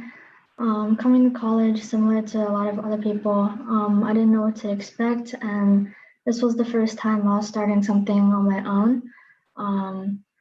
So it was kind of scary to just start on this new journey by myself, not knowing how it was going to look like. And as for my faith at the time, it was very still, with not a lot of growth, and I know for sure I was very lost. But coming to Crosswalk, I found people who welcomed me with warm and open arms, and who I found out were broken in a lot of the same ways that I was. So with this group, I began to break down and understand the gospel on a deeper level, and also strive to walk in my own walk with Christ. And And I'm continually grateful as these people are now the people who walk with me through my sin and brokenness, but also in my journey of faith. And yeah, I know that this year's a little different with the whole situation of a lot of things being online, but I hope some of you guys are able to check us out and feel as welcome as it would have been even if it was in person. So I was drawn to Crosswalk because initially I was just looking for like a church to attend, and then also like a group of people who are also in college and pursuing their relationship with God as well. And like what I really enjoyed about Crosswalk when I went was everyone was so inviting and like talkative and really intentional about introducing themselves and talking and like actually building a relationship with you. And that was something that kind of took me off guard because people don't usually intentionally try to talk to you and really engage with you and ask the deeper questions before really even knowing you. And so I really liked that, and I felt really welcomed and comfortable in that environment. And throughout my college experience, like last year, I was super homesick and just struggling with a lot of things, and Crosswalk was a nice place for me to just go and talk to people about God, life, like struggles, the successes, and it was just like a nice group of people, core group of people to have to go and talk to. I wanted to thank everyone for sharing. It's always so encouraging to hear from our members about how they found this comfort and home in Crosswalk. And so if this is something that you were looking for, there are a few ways to get involved. Yeah, and so first, we actually have a welcome night happening this Friday or tomorrow, September 11th at 7 p.m. through Zoom. And this is just an opportunity to kind of learn more about what Crosswalk is about. And if you would like to sign up for Welcome Night, there's two ways to register. The first being the Typeform link that is the first link. This will take you directly to the registration page. And the second one is this website, metrophilly.org/college, which will bring you to our entire College Fellowship website and just explain a bit more about what we're about, but also have the link at the bottom. So if you're interested in that, it's a great way to get involved and kind of just get a taste about what we're about, meet new students, meet returning students. And then also we have our Sunday service live streams at 11 a.m. on Sundays, and you can access it through this link, metrophilly.org/live. And again, this is just the church service for Metro where a lot of our students go to. And we have that Zoom meeting after service as well, if you are interested. And also, just last but not least, if you had any questions about Welcome Night, if you want to get involved in Crosswalk, if you had any questions about just what we're about, you can email either myself or Yebin at the emails on this slide, and we would love to reach out to you and to meet you eventually too. And we know that this year is going to look really different because of everything going on, but we're going to do our absolute best to make your experience and our experience as a community one of the best ones possible. And we're so excited to meet you, and we hope to see you soon.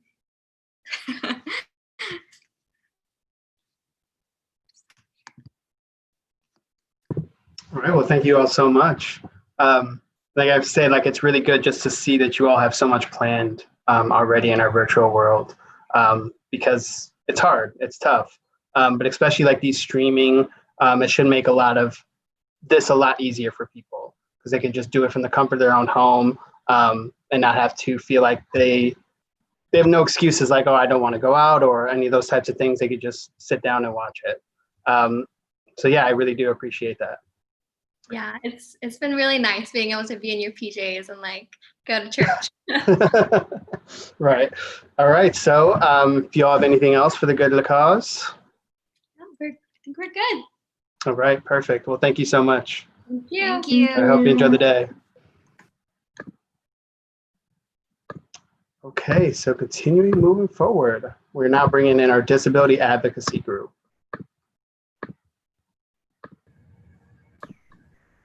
Hello. Hi. How we doing? Good, how are you? Doing good. Okay, so this time is yours, so you all can go ahead and take it away.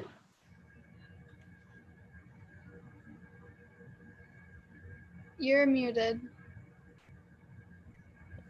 I'm going to share my screen. Sounds good.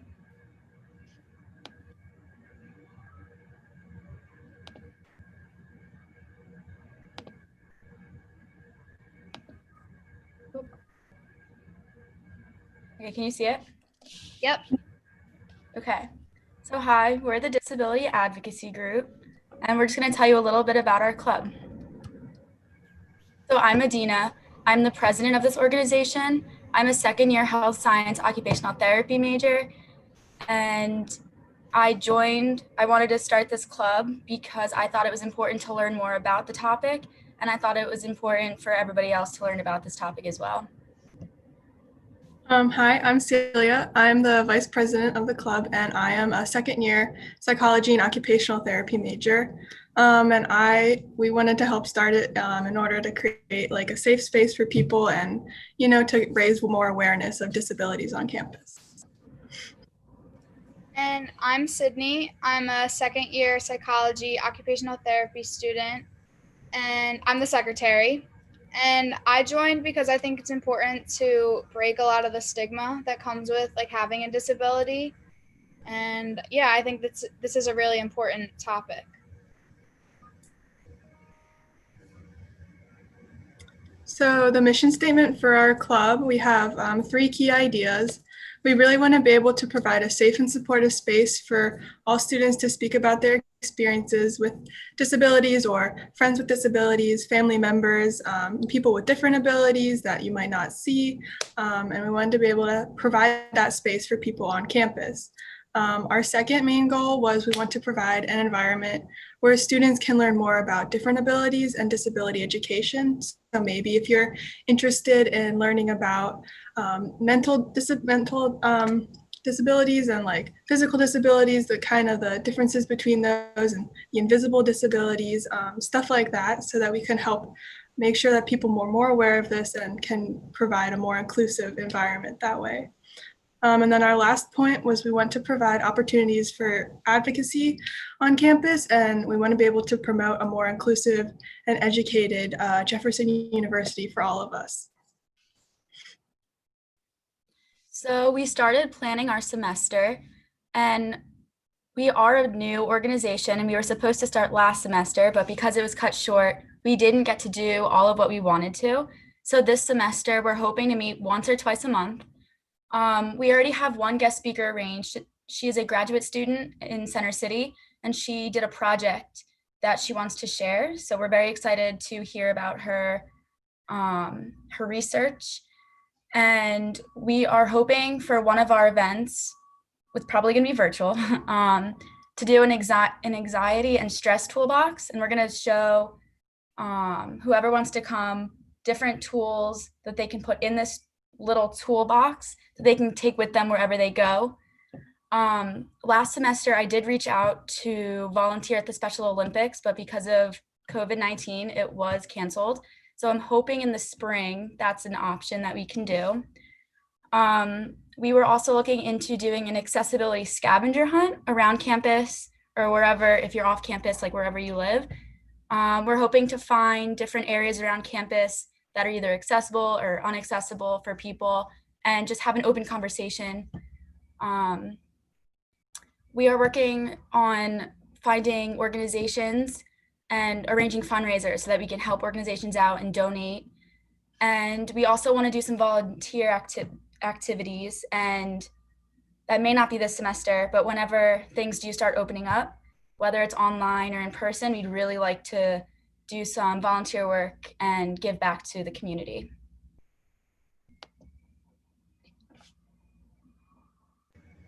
So the plan for our meeting is what, besides like our introductory meeting we'll probably have, is each meeting will have a different theme or subject we'll talk about, just because like any category of anyone's daily life, like that could be totally different for someone with a disability. So like we could talk about how education could be made more difficult or social relationships.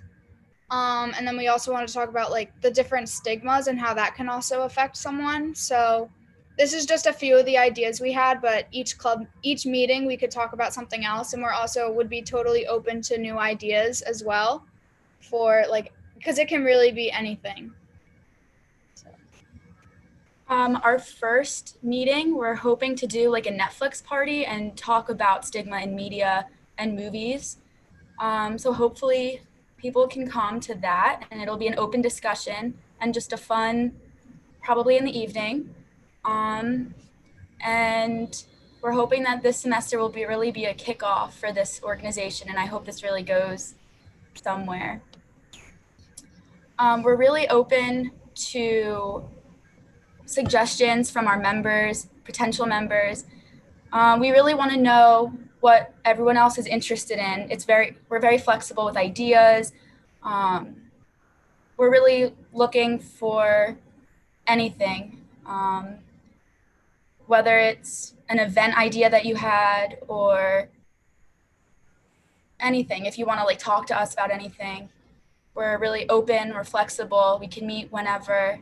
We want to know when the best times for everybody else to meet is, so it's not just us coming up with the dates and the times.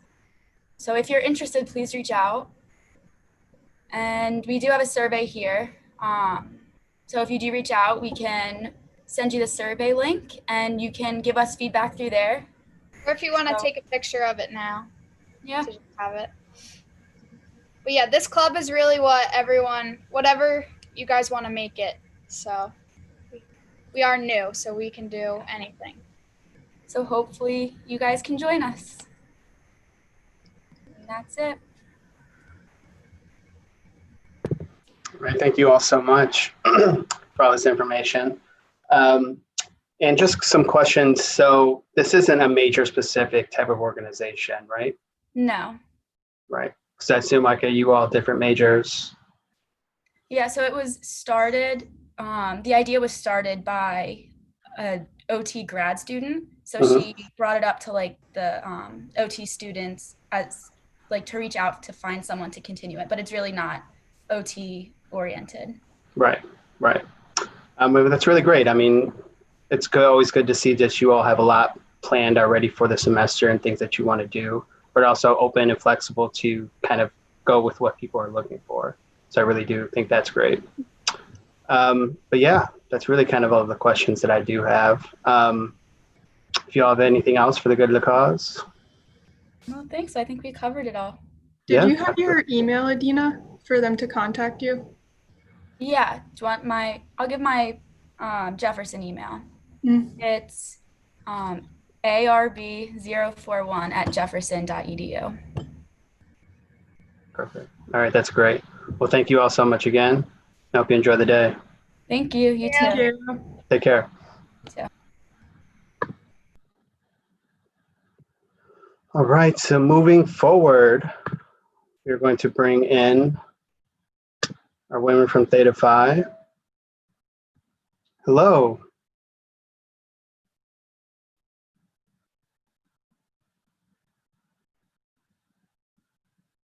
Oh, you're muted. Hi, how are you? Doing well. How are you? Good.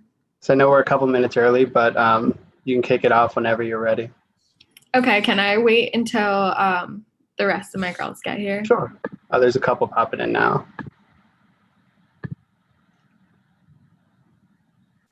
What's up?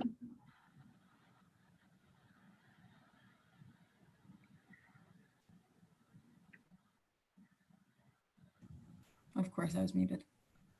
How's it going? Hello. Hi, Ruth. All right, so it's all yours. Should we give it another minute, maybe? Yeah. Are we allowed to, Cody? You're allowed to what? Wait? Another minute, yeah. Sure. You don't have to. Okay. We could, whatever you want to do, Julie. Who are we waiting on? Sadia and Kristen? Is Sadia coming today? You not? Oh, maybe that was yesterday. She wasn't. I don't know.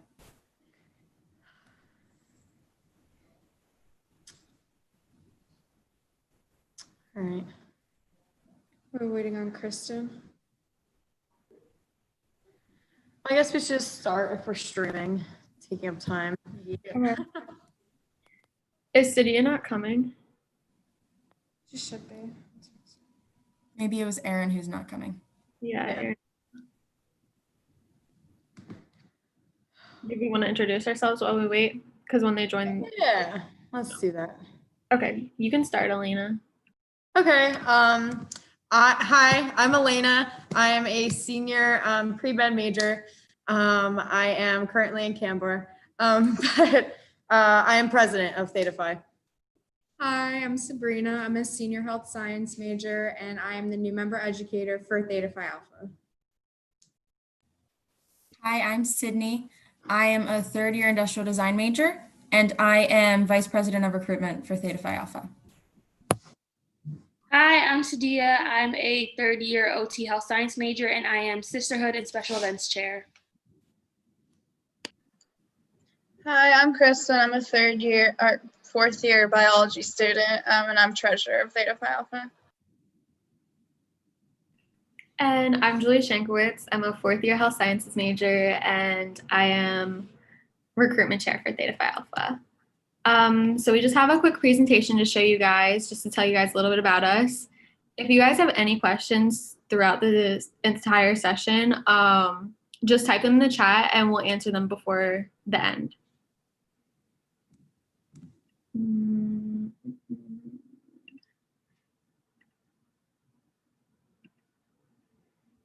Okay.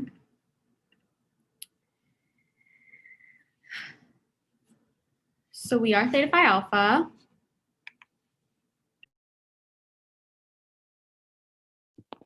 Hi guys, like I said, I'm sisterhood chair. So sisterhood is basically a way for us to connect and be a closer unit. So we normally go on a bunch of fun activities. Like sometimes we go to Dorney Park, Longwood Gardens. We went to Sky Zone recently, like last semester. We're going to an escape room soon. Just a bunch of stuff like that so that we can build our bond and also just, yeah, build our bond.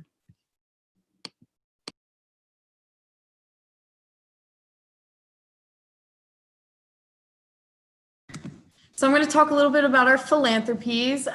So Theta Phi's philanthropies are more centered around like helping people who are less fortunate than us. So primarily we work with like the homeless population, people who are homeless and hungry. So some of our national philanthropies are the House of Theta Phi Alpha Bill, Glen Mary Home Missioners, Camp Friendship. All these organizations basically work to improve the plight of the homeless population nationwide, and we also focus especially in our community of Philly. So some things that we do on campus include making sandwiches, putting together like blessing bags, which contain all types of stuff like toiletries, snacks, protein powder, all types of stuff. And we actually go out into the city and pass them out to the homeless population. So we also really like to cater to our sisters' interests and stuff in regards to community service. So here you can see some of our sisters, making these sandwiches and also participating in things like the suicide prevention walk, volunteering at food kitchens. We support numerous local businesses and community service organizations to raise awareness for different things such as like sexual assault awareness, stuff like that.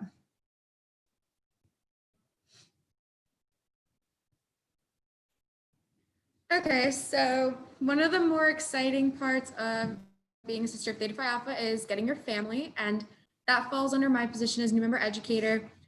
Basically, I am going to be the one that matches you up with your big sister, and your big sister is your ride or die girl, even like in the sorority, out of the sorority, basically your forever best friend.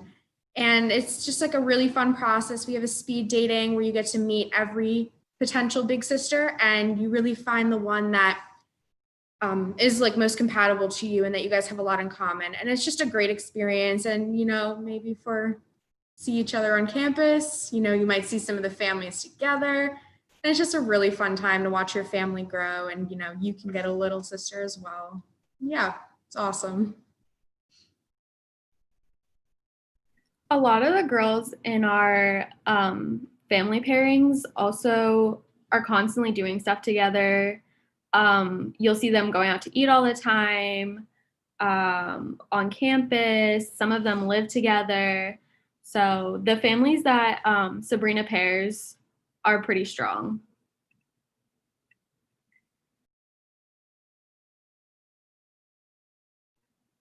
Kristen, would you like to talk a little bit about dues?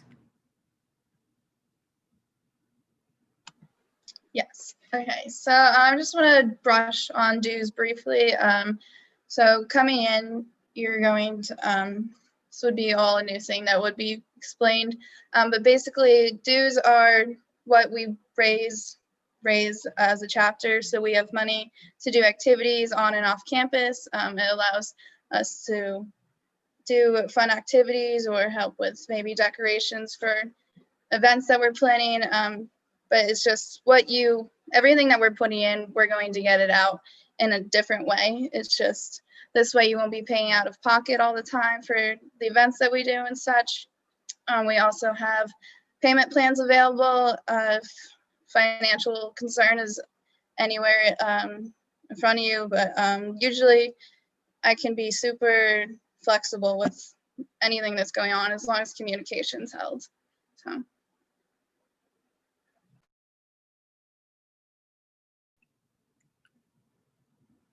So if you guys have any questions, feel free to reach out to us. You can reach out to us through Instagram, any of our personal Instagrams, if you see anybody on campus.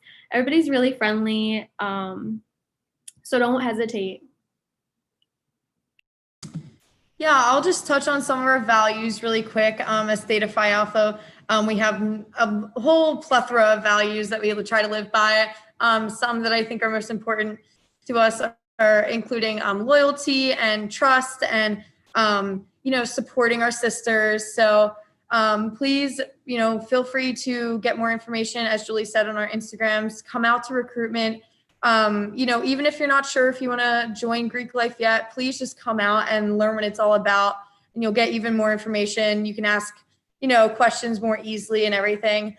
But I highly recommend checking it out because, it has been such a great support system for all of us and, has made the college experience so much better and so much more exciting. We always have things to do. Our sisters are always doing things on and off campus together. Obviously we are trying to accommodate with COVID restrictions now, but we're still trying to be as involved as possible with each other. I highly recommend checking it out and seeing if it's something that's right for you. Right. And then, so with the sorority comes so many different opportunities within the sorority, but also outside of it. I mean, you could meet a sister who, Elena, does everything under the sun. She plays the saxophone, she's in ASL. So like those sort of things rub off on me sometimes. And maybe I want to do ASL or something like that. And there's my contact person right there. So it's really amazing to kind of have those opportunities and build your network and know people. That's really important too. I think I just got a follow request. So definitely reach out if you have any questions. Super cool. Thank you guys for coming on. Yeah, also, again, like if you do have any questions, Elaine and I, we're roommates, so we'll normally be together, but we're usually in TEDs literally every day. And Sydney, we're all roommates. So if you see us in TEDs or Cam Bar, please feel free to come up. We are not scary. We are pretty funny too. So just ask away anything.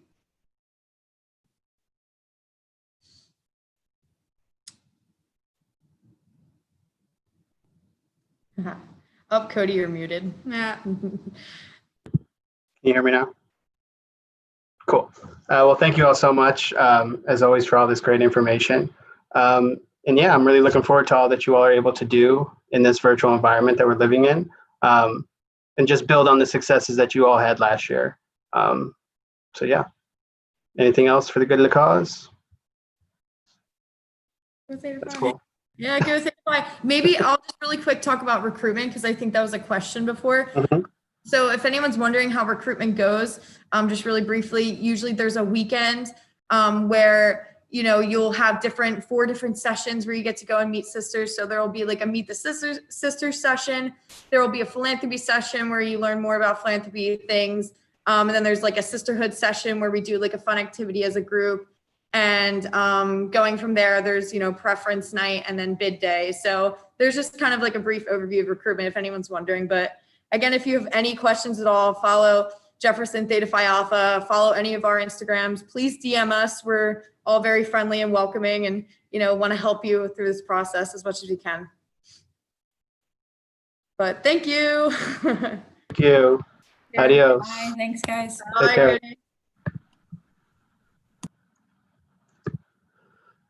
Okay, so now we are moving on to sisters from Delta Phi Epsilon. How we doing? Good. Hello. Hello, hello. Hi. Hi. All right, so this time is yours. You all can go ahead and take it away. Sure. Go ahead, Melissa.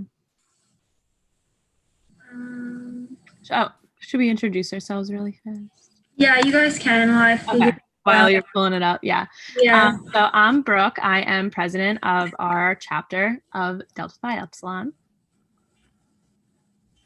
I'm Madison Davis. I'm currently a member of Delta Phi Epsilon, and I'm a senior fashion merchandising and management major. Hi, my name is Megan. I am a junior pre-med, and I am also a member of Delta Phi Epsilon.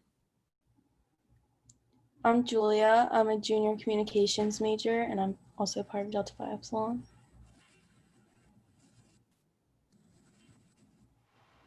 Perfect. I think we have a few more girls that might join us for questions at the end, but I can start. Can you guys see the PowerPoint? Yeah. Okay, cool. Alrighty, thank you guys for tuning into the Delta Phi Epsilon, the virtual involvement fair we're having for this semester.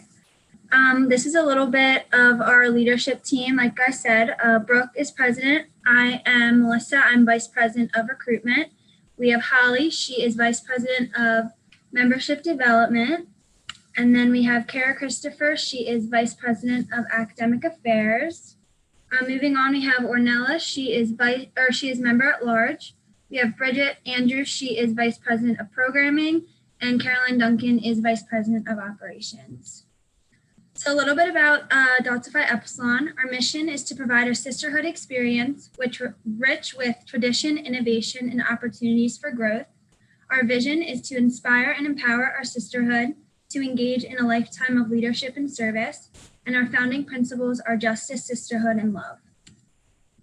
Some history is we are an international social sorority. We were founded March 17, 1917 at New York University. Our founders were the Dimes, who are pictured below on the slide. We are one of 26 sororities, a part of the National Panhellenic Conference, and we were colonized December 12, 1988. Our symbols and insignia, our colors are royal purple and pure gold. Our mascot is a unicorn. Our flower is the lovely purple iris, and our jewel is a pearl. Our motto is Esse quam videre, which means to be rather than to seem to be. So we do a lot of community service events for our philanthropic partners. We value the importance of serving our surrounding communities. And throughout the years, we have supported various causes and raised millions of dollars nationally. Some of our fundraising events are car washes, bake sales, Chipotle fundraisers, and open mic nights. Our philanthropic partners are the Cystic Fibrosis Foundation, ANAD, and the Delta Phi Epsilon Educational Foundation. So here are some of the events that we've done. The one in the middle is what we do every year. It's the D for Dude, which is a male beauty pageant. We have a lot of people come out and support. We have students, professors, and even family members that show up.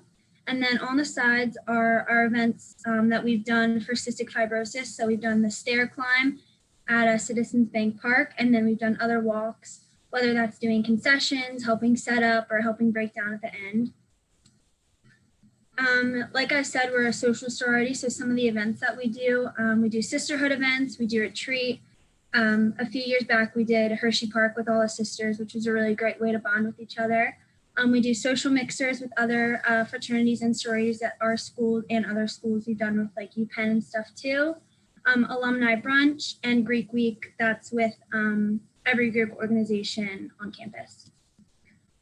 So to be a member in our Epsilon Phi chapter here at Jefferson, we do have a few requirements. For GPA, you have to have a 2.5 to be a member and a 3.0 to be on the leadership team.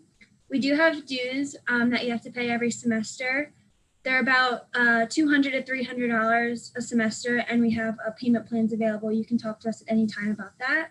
And then for a time commitment, we have weekly chapter meetings, and we also have events throughout the semester that we take attendance for, so you have to attend. We have had some sisters I know worry about time commitment, but we've had sisters on the dance team, on the cheer team, in the PA program. So if you definitely want to be here, then you can make it work. These are just some of the events that we've had. Most of these pictures are from Big Little, and then also the bid day we had last semester. And then you can follow DeFi Jefferson for all of the upcoming events and more information about recruitment for this semester. And then I think if we have time, Cody's going to ask all the sisters a few questions.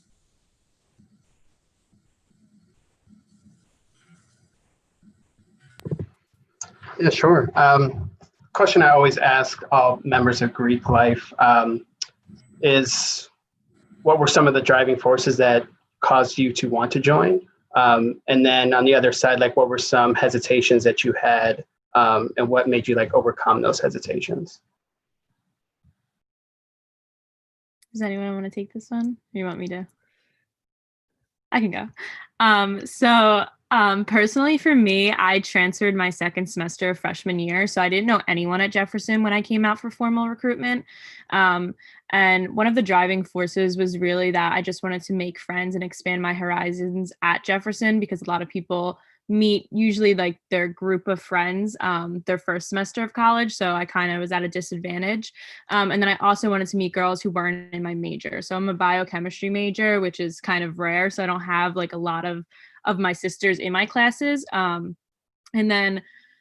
So I really just wanted to expand out of my comfort zone, which DeFi definitely has helped me do. And then the second question was, one of the biggest worries I had was time commitment, because I have multiple jobs. I have multiple other leadership positions in other clubs and organizations, as well as being a biochemistry major. There's a lot of work.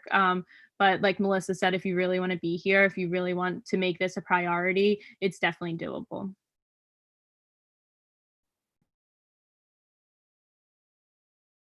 I would say that also like meeting new people, definitely if I didn't join DeFi, I wouldn't have talked to some of my sisters like probably ever. So it was a really great way to meet people, and I definitely already made some like close friends from my sisters. So I feel like Delta Phi Epsilon has also been a resume booster as well.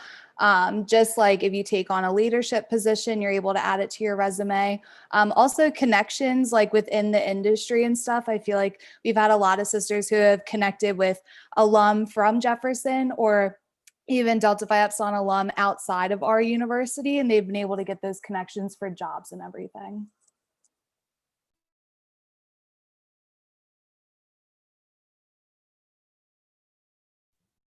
So I guess going off of what Brooke said too about like meeting new people, like I didn't know anybody coming here. I'm from Michigan, so I know a lot of people are from this area or know people from high school. So I wanted to go and join a sorority just to get to know other girls, and same thing, like I'm in the honors pre-med program, so time commitment was a huge thing. I was like, I don't know if I'm gonna have time for this, but I actually am involved in this and have 2 work studies on campus and have, you know, a bunch of classes. So I definitely make it work. And I see joining a sorority as kind of like a fun kind of like breather and a break from all of the work. Just to be able to hang out with a bunch of girls and have fun is awesome. Last question I'll have for you all is, what's your favorite part of recruitment? I mean, I know like those 3 days are kind of intense and a lot, but what really like stood out to you?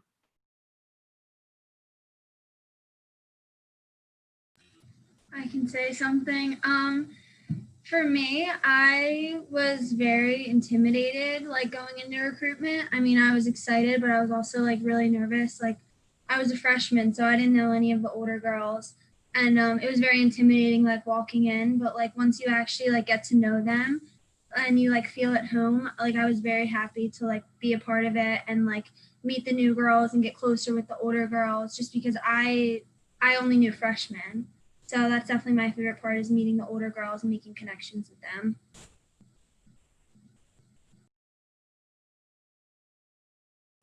I would say going through recruitment, D5E definitely like flew by for me just because it was so much fun. Like every activity we did was very fun, and just went like I didn't want to leave. So that really stood out to me too.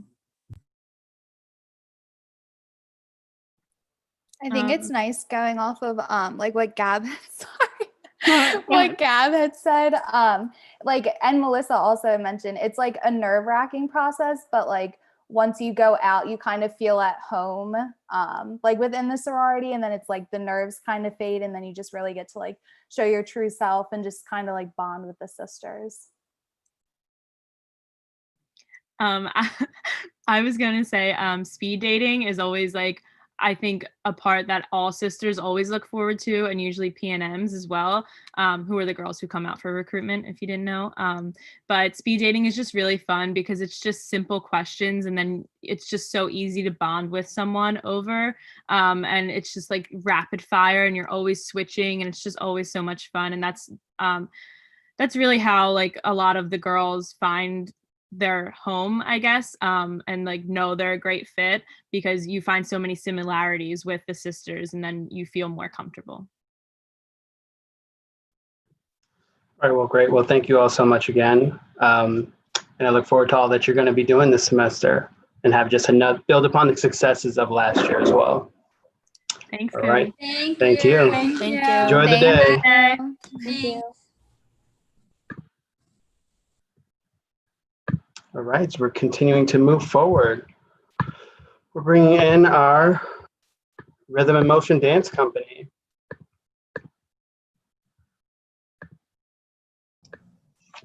Hello. Hello, how's it going? Good. Long time no see, right? Yes. All right, so go ahead.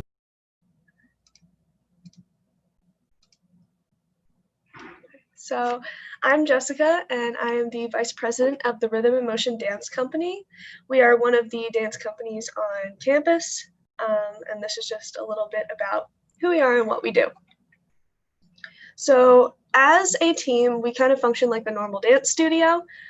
We do pretty much all styles, and they're scattered throughout the week, so you can come to whatever classes you're interested in. So we will do ballet, tap, jazz, musical theater, hip hop, heels. We've done hula, pretty much anything that enough people are interested in, we'll have a class for. If people have a lot of prior experience in it, we love having new choreography from anyone who likes to choreograph. Since we're all self-run, we all do the choreography for each other's classes. We usually operate on Tuesday and Thursday nights and Sunday afternoons, but again, you can come to the classes you're more interested in. We don't have an audition process, so anyone from any level of interest is able to just come and join us. We like to kind of see where everyone is at first, but anyone is obviously able to join. We have people like me who have been dancing for 15 years and people who have never danced before. We get a lot of girls with backgrounds in cheer and gymnastics and pretty much anything under the sun. So people like me who have more experience, we love teaching people. We love sharing dance because we're all passionate about it. And we think it's just great and everyone should do it. So we like to share that to anyone who would like to. So for this semester, no clubs are allowed to meet in person. So we are figuring out ways to get around that. We don't want to wait a whole semester to start dancing again, because just stopping moving around, it's not that fun. So we're definitely going to try to do Zoom dance. I'm going to be doing some choreography as well as other people and trying to teach combinations over Zoom, which is pretty fun if you make it fun. And then we are also going to be doing some yoga, flexibility, different things like that, especially if you don't have a lot of room wherever you're staying. I know I don't have a whole lot of floor space where I am currently, so we're going to try to figure out things for people to do, even if they don't have a lot of space to move around, just to get everyone just involved first semester, which we think is really important. So if you have any interest in joining us, getting information about us, anything, you can email me at jessica.kip@jefferson.edu, or you can go to our Instagram page, which is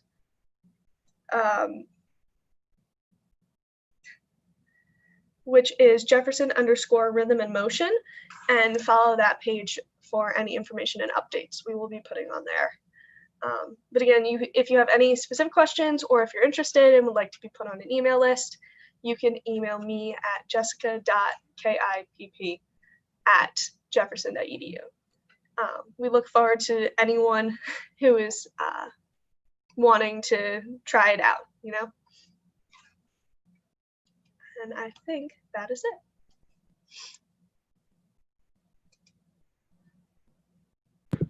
All right, well, thank you so much. I can't think of any questions that I haven't asked you already.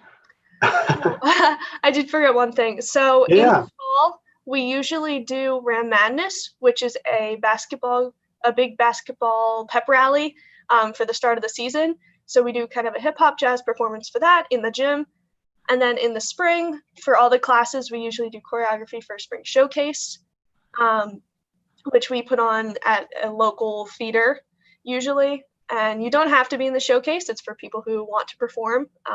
But it's just a nice, fun thing to do at the end of the year. And then if you are interested, we do one competition a year as well in March. So we'll see how that goes in the spring. But yeah. And how big is that competition? Like how many other? It's other dance teams from other schools. It's not like other dance studios. So I'd say probably 10 or so other dance teams come, and everyone's in different levels. Everyone does different styles, and there's usually master classes beforehand with professionals, which is really cool. Yeah, that's really great. All right. Well, thank you so much again. And I hope you all have a really successful year. Thank you. Thank you. Enjoy the day.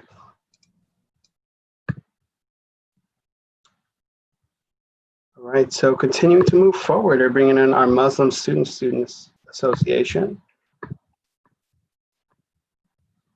Hello. Cody, how are you? Good, how are you? Good. All right, so this time is yours, so you can go ahead and take it away. All right, I'm going to share my screen. Mm-hmm. Okay.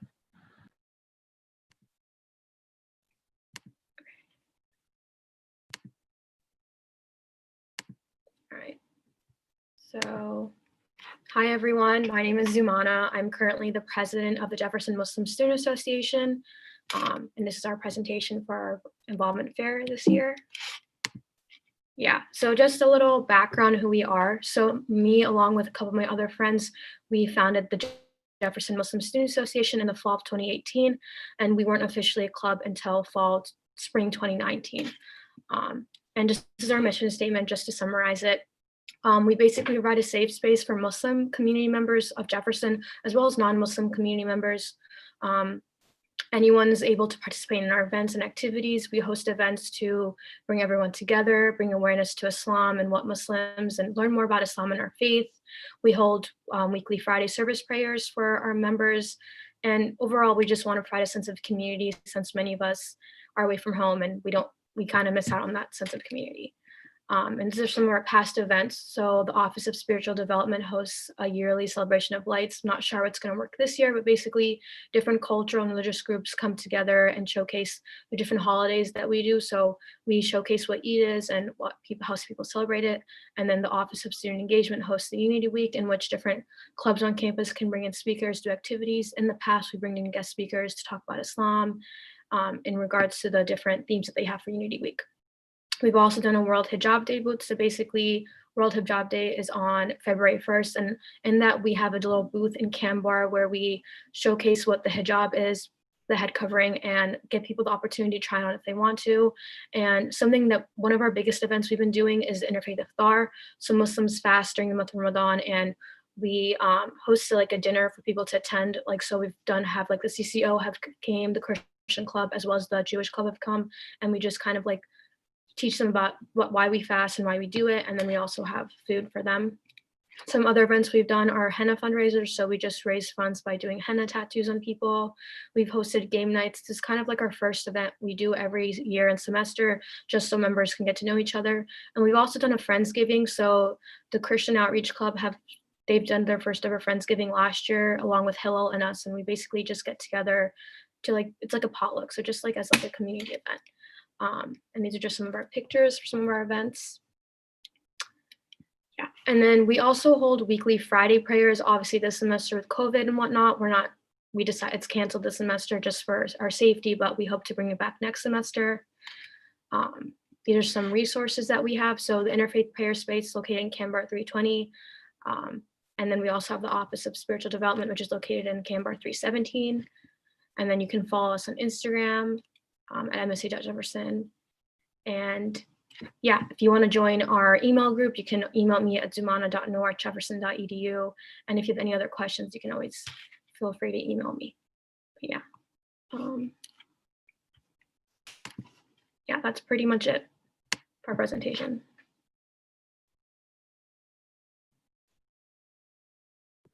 Okay, well, thank you so much.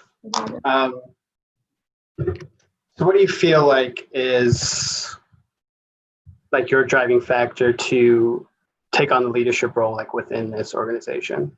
Within the Muslim Student Association? So I'm very a shy person. And so when I when I started college, I told myself that I'm going to be more out there and actually be a leader. I wanted to kind of make up for my high school years because I wasn't really involved in high school. And when me and a couple of my Muslim friends noticed there was no Muslim group on campus, and we noticed other colleges in Philly had that, like Drexel and Temple, we were like, well, why don't we start it here? And so it just started all as me and two other friends, we started. And then eventually when we needed to make leadership roles, they're like, oh, Zumana, you could be a good leader. You kind of the one who founded this, so why not you take on that role? And I guess that's kind of my driving force, as in people look up to me and that I want to create a space for them. So yeah. Yeah. And what do you feel like you've learned about yourself or kind of new skills that you've been able to build within these leadership roles? I think definitely coming up with creative solutions to problems, because being a leader on campus, there's many times where your events could go wrong or something ends up happening where maybe you reserved a room and then someone else has actually reserved it. So it's just, I think coming up with fast solutions, and as well as working as a team, I've definitely learned to do that better. Mm-hmm. I mean, I'm sure that the shyness has gone away a little bit, because if I would describe Zumana, I wouldn't describe her being shy. Thank you. Yeah, definitely. I know, because I'm also a freshman resident assistant, and I know many of my residents are very shy at first. And it's I feel you. I was exactly in the same boat. And they're like, what? You're not shy at all. But I'm I was shy, but it's putting yourself out there. And I really appreciate how Jefferson's more of a smaller school. So you get to know everyone more on a personal level rather than a big school where it's you don't really know people like that. Right. Well, all right. It's really kind of all the questions that I have. If you have anything else for the good of the cause? Get involved. I know one of the many things for me that's helped me transition from high school into college was just getting involved in clubs as CAB, being an RA, especially the MSA. So it's just, it might be kind of hard at first to get involved, especially now with COVID and whatnot, but just try your best to join clubs. It really helps you with that transition, makes it easier. That's great. Thank you so much, Zumana. All right. Hope you enjoy the rest of your day. You too. Bye-bye. Thank you. Take care.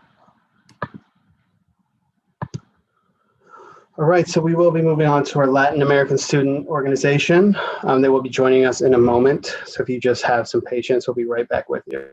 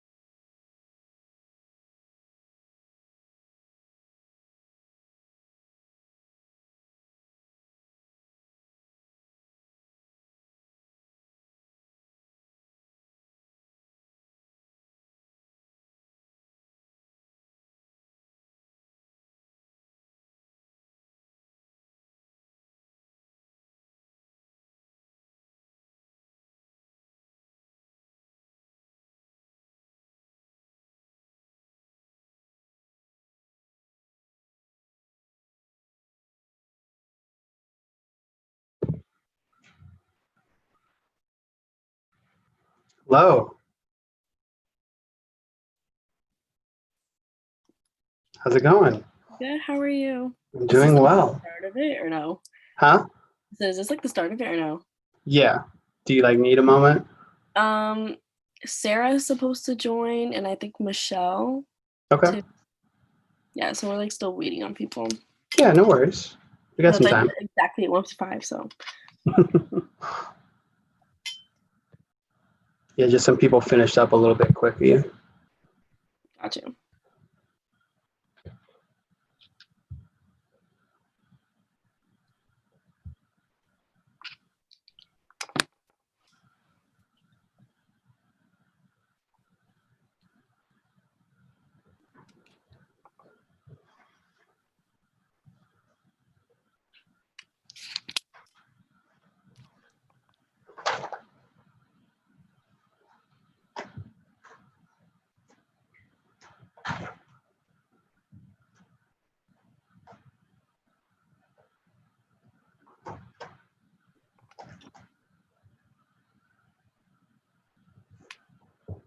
And I just like share my screen right once we start.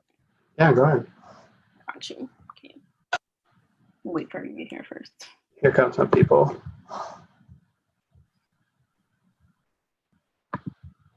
Hi. I think Sarah.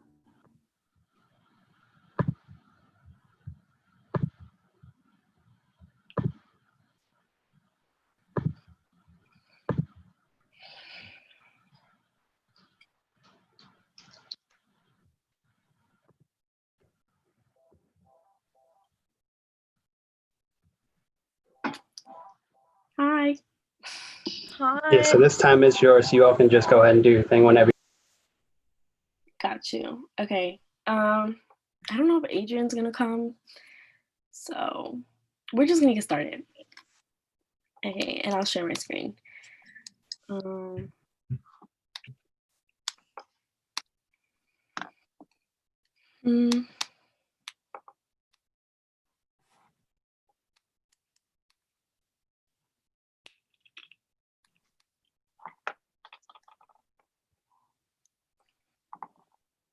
Okay, so welcome to Lasso. This is kind of weird because nobody's watching, but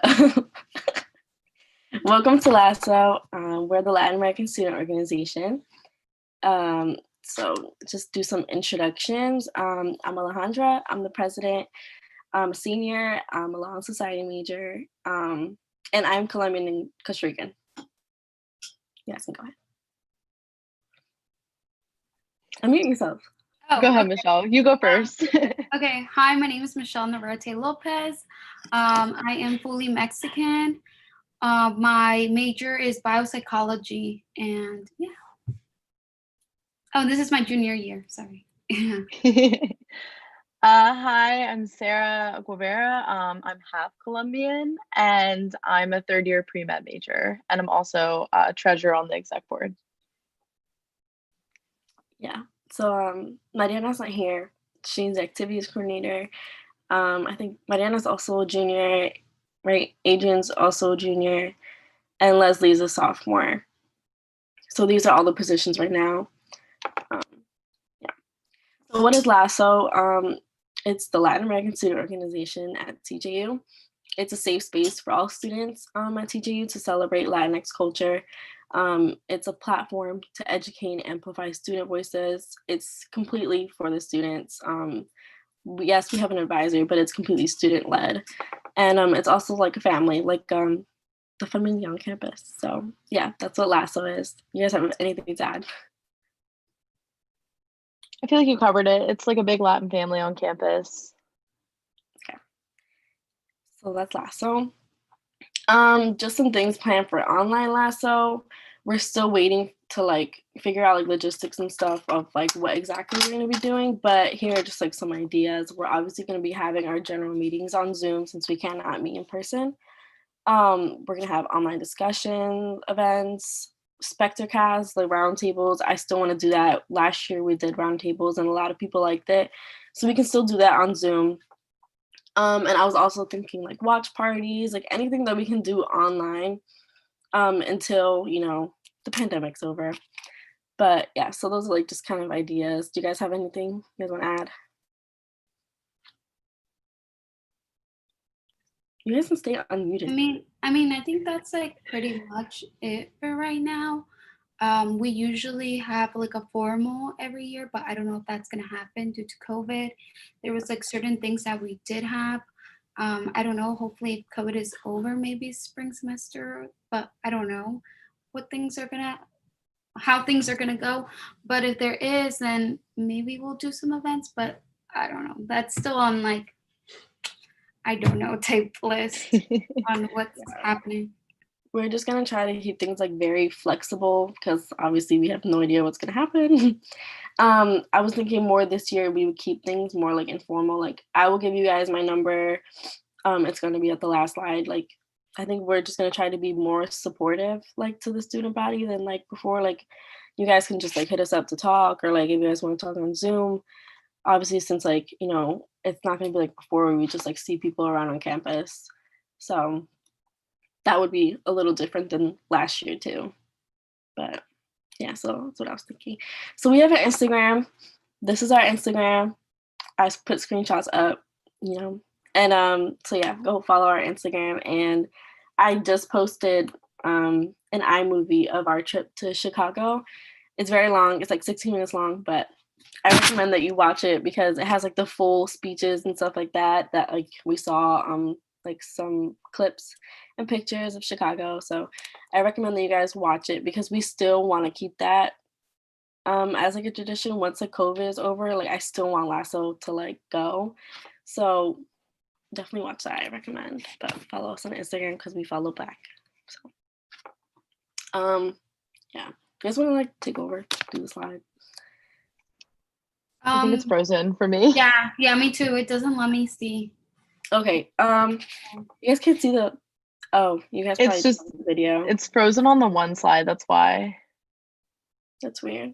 Okay. But it's For okay. me, I can just see the welcome to law, so that's the only one that I can see right now. Same. I hope that it's still going. Cody, do you see what I'm sharing? I just see your open screen. Welcome to Lasso. Yeah. That's weird. I've been Maybe like try unsharing and then sharing. How do I know if like they're seeing it? It says I'm screen sharing, but yeah. So try to click on one of the slides, maybe. If you hit present. I did. Yeah, I am presenting it. Like. Oh, do you have like two screens? No. That's strange. Yeah, because I've been like clicking through it. Like it's on present, and like I just have you guys on the side. Yeah, maybe unshare your screen and then reshare it. Okay. While it's presenting. It's weird.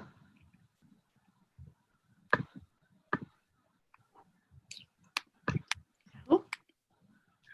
You guys see now? Yeah, there we go. There we go. Do you guys see it when I switch it? Yep. Mm-hmm. Okay, so here are the last slides in case you didn't see it. I don't know why I did that. Yeah, here's our Instagram if you didn't get that part either. At LassoTJU, very easy.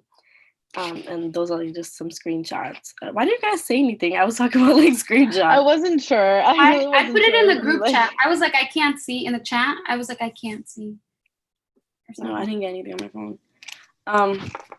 So yeah, here's the slide I was talking about of what we've done in the past. If anybody wants to talk about it, Sarah, I think you did this one. Sure. So we try and like bring a lot of our culture like to the campus, and one big fundraiser that we did last year was like we got together as a club and we made like homemade empanadas. And I think we also did churros too, I believe, like for our one fundraiser. So that's kind of like a way that we were able to bring our culture to campus that I think also raised a lot of money for the club. But like aside from that, usually in the fall semester, we end up doing a lot of things outside. Like I know, was it Mexican Independence Day? Is that one of the things we went to? They also have like salsa nights. Obviously, we're in the pandemic now, so we're not able to do things like we used to. But generally as a club, like we try and be really active both on campus with like fundraisers or our big formal that we would plan for the spring semester. But on top of that, like we also try and like immerse people like in the culture and provide events for you guys to go off campus. So like for example, Alejandra and I went to, I think it was Puerto Rican Independence Day. Yeah. And I know we're both not really Puerto Rican, but we had such a good time just like being in like being a part of something like that and like being immersed to like a different side of like the Hispanic culture. And then we also like went and got food after and stuff like that. So it really is like a big family, and it like translates off campus and like the things that we do, and like trying to like introduce each other to like different cultures and stuff like that too. And then yeah, here are just some pictures of like this the fundraisers that we did, like with empanadas or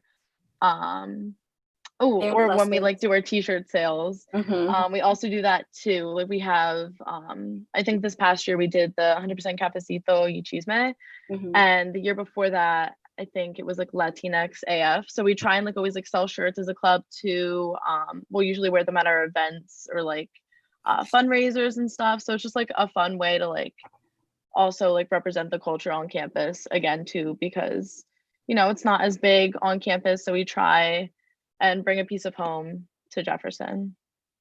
I'm hoping that we can still do t-shirt stuff. We'll see, like once that'd be like, cool if we could. Progresses. Because I think that maybe we can still do something like that. Or like maybe like you guys order them and like we pick them up and you guys like pick them up or whatever, like individually. I think we can still make that happen. Okay. But yeah, so like we do like a lot of stuff. Like we'll see once the pandemic's over. Yeah. What we can do outside. We do like to do a lot of outside stuff. So. Definitely. Yeah, I feel like for all the freshmen, like you can always reach out to us and stuff.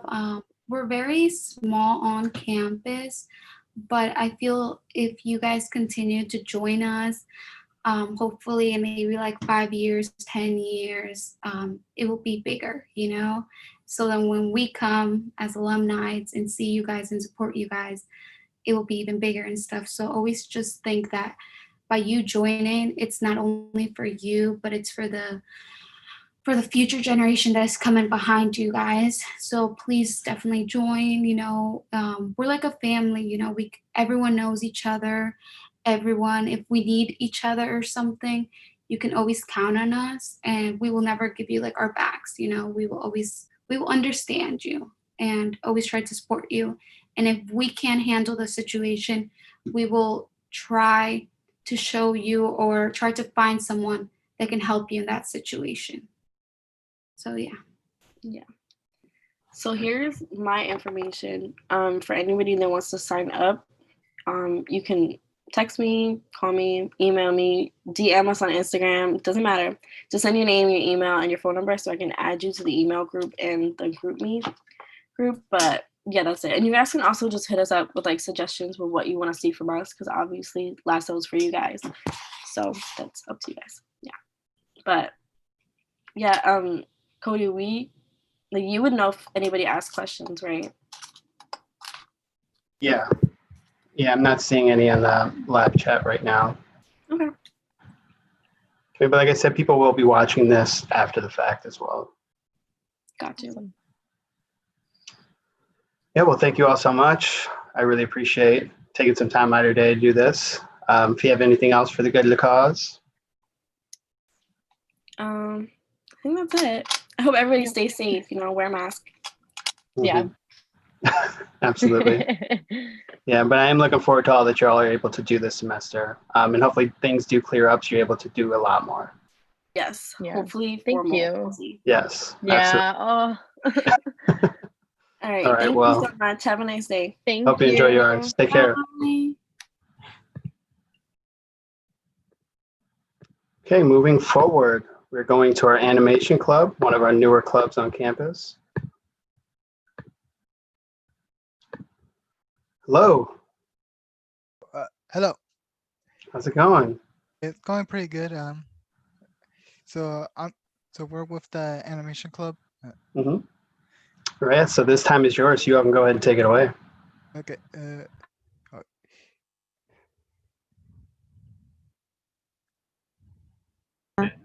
So hi.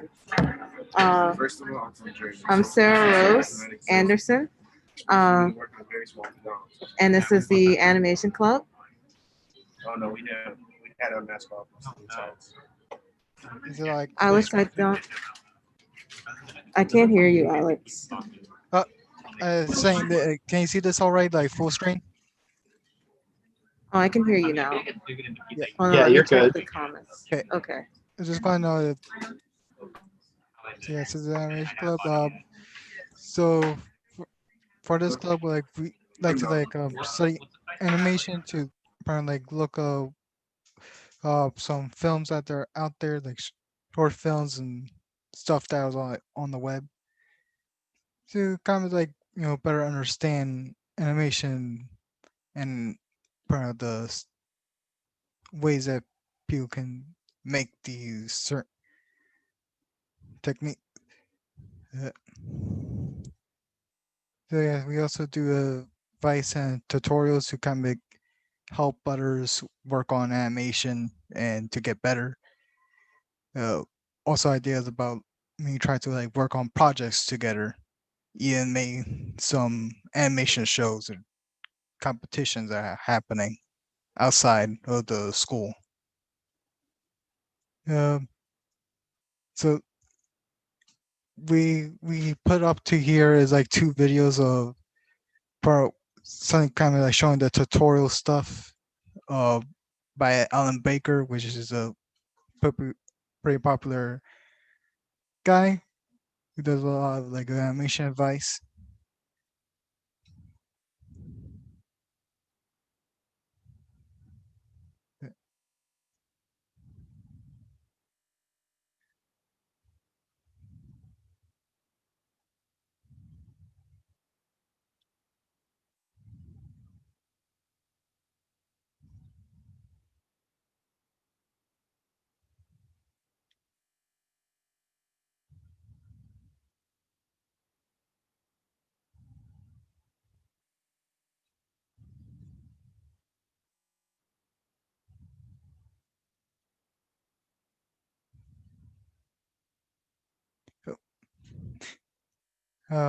Wait.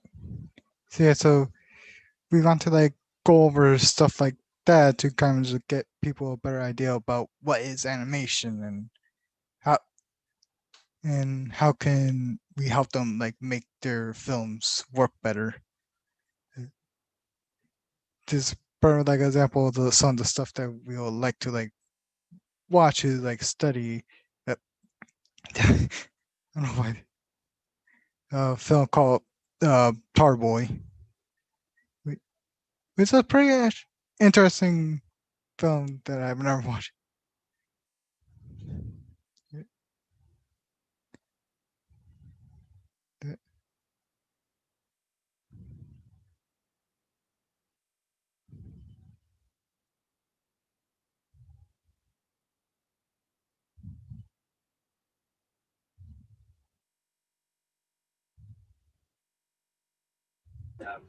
There's no sound. But I guess it didn't really bring us down. Didn't really think about that. Yeah. But we also don't have to watch the whole thing because it's just like a sneak peek. We can watch the whole thing like at club. Yeah. Sorry about that. I kind of forgot that Google doesn't do that.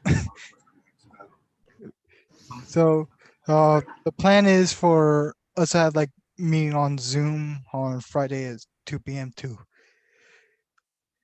around 4 p.m. Yeah.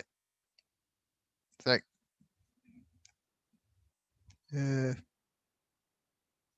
that's pretty much it for the slides.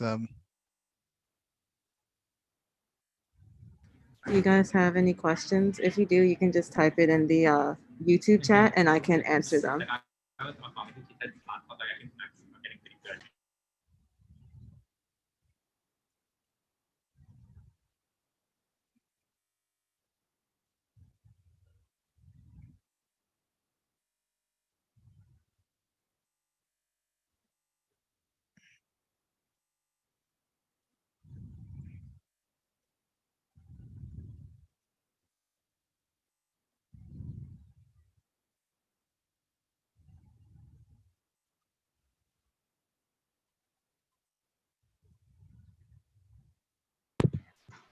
I have a question. What skill levels are you all have for this organization? Like, does someone have to be familiar with it, or could someone who just has an interest and wants to kind of learn more about how to do this, could they be a part of the organization as well? I feel that anyone could join. We don't require like a high skill level. It would be willing to like help people if you're interested in learning a bit of animation. Like, you don't even need to be like a great artist. Just have this any interest in animation. Yeah, and you don't have to be like an animation major either. Like we actually had like an architecture major last year, and he was just really interested in the type of stuff that we do. And he joined. He didn't know anything about animation, but he fit right in. That's great. And will you all like kind of moving forward, you all be working on any like projects and things and stuff together? Yeah, definitely had this for yeah, because I do remember before like this whole entire COVID thing happened, there was like a competition that was happening that I just found out about. So it'd be kind of interesting to like get together with other students who kind of like work on stuff like that, and try to actually like make our own like films together, like bring everyone's skills. Absolutely. Yeah. Yes, I think that's really the questions that I have. If you all have anything else for the good of the cause. Yeah. Let's see. Don't really know what else. Just stay safe, everybody. Make sure you budget your time. We're all in like a weird time right now, but just like look for the best in things, you know? That's what I'm gonna leave off with. Absolutely, that's really great. And thank you for that. And thank you all for taking some time out of your day to share with us. And I wish you the best moving forward. Thank you. Hope you have a good day and good weekend. Thank you. I hope you do as well. All right, take care. Bye. Here it is. Stop screen share. Okay. Wait. Is that? Oh, okay. Bye. Yeah. All right. Moving forward, we have our Student Government Association coming on to join us. Hello. Hi. How's it going? Good. How are you? Living the dream, you know. Absolutely. So this time is yours, so you all can go ahead and take it away. All right. Well, I'm going to share my screen, but in the meantime, while I'm in the process of doing that, my name is Cameron, and what happened to it? Oh my God. So she's Cameron Craig. She's our student body vice president. And then I'm Keanu Mahoney. I am the VP of Communications for SGA. And then Taylor can introduce herself. Hi, I'm Taylor, and I am the sophomore class president this year. Okay, guys, sorry. The PowerPoint that I'm sharing was not popping up at first, but I fixed it. Okay, so we're here today to represent SGA, and I'm just going to give you a brief overview of what SGA is, and then we'll get into like freshman class president and that position and stuff. So SGA, it functions as the voice between the student body and administration to help facilitate those relations between, making sure that students' voices are heard on campus and that administration is thinking about students when making decisions and things like that. We function in the best interests of the student body, and we strive to really improve the quality of life here on campus. And we also host our own events as well as fund other events for other clubs so that there's plenty going on with the student experience here on campus. Oh my gosh. Okay, there we go. So then, oh God, sorry. So really right now we have one position still available, the freshman class president, which Taylor was last year, and she can speak about that a little bit. And we're really hoping to fill it with one of you. Applications are due tomorrow, September 11th by 11:59 p.m. They were sent to you via email from the email that's listed there at the bottom of the screen. So you can look for that if you're interested. Taylor, can you talk about it a little bit? So I was the freshman class president last year, and some of the duties that I felt are very important was to represent the freshman class as a whole by voicing all of the opinions and concerns of your class, as well as anybody else on campus. And then maintain involvement in the first year experience. I know we're limited due to the type of year that we are experiencing right now, but just staying involved, staying friendly and personable to everybody else on campus. And then one major thing that we had last year, and we're not sure how it's going to look this year, is to coordinate one community service event and then one giveaway for the month of Thanks, which is near Thanksgiving in November. And then just ask questions and get familiar with how SGA works and become informed if you are interested in pursuing any other roles for the following years. So we also do monthly meetings. Like I mentioned before, we really facilitate that student relationship with administration. And in order to do that, we have monthly meetings with President Klasko and a few other university administration, as well as dining services, to ensure that your opinions and concerns are voiced. And again, if you have anything that you would like to make sure is brought up in those meetings, or you have any concerns about dining or what's happening in the university, you can always email us at the email that's listed here at the bottom.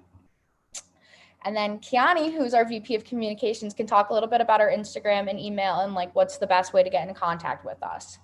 Yes, so currently we're doing our like Meet Your SGA campaign right now. So if you follow at Jefferson_SGA, I'm posting every day. I'm trying to post at the same time. It's kind of getting a little hectic. But just follow us on at Jefferson_SGA, and we're trying to come up with like polls and surveys and like do like FAQs about things that we could broadcast from administration that they are giving to us, or if you have any questions that you want to being brought up to like any of our meetings that we have, you could, you know, I guess DM us or email us if you'd like. Or I'm probably going to start doing like polls and just like fun things to make sure everybody's engaged. So if you ever need to reach out, I usually check the email. I try to do it like every day, if not every other day. So that's pretty much the gist of what SGA is. A few more little details that I realized I didn't mention there in the beginning is that we are currently a 10-person team. We have 4 class presidents, a student body president who's Brittany Bell. I'm the student body vice president. And then we also have 4 VP positions, communications like Kiani. And then we have graphics, finance, and signature events. So we all work together on that 10-person team. You do have your individual role, but we try to, you know, make sure that everybody's working as one team. And especially when our events come up, it's not like one person is doing the event. We're all doing different little parts of events.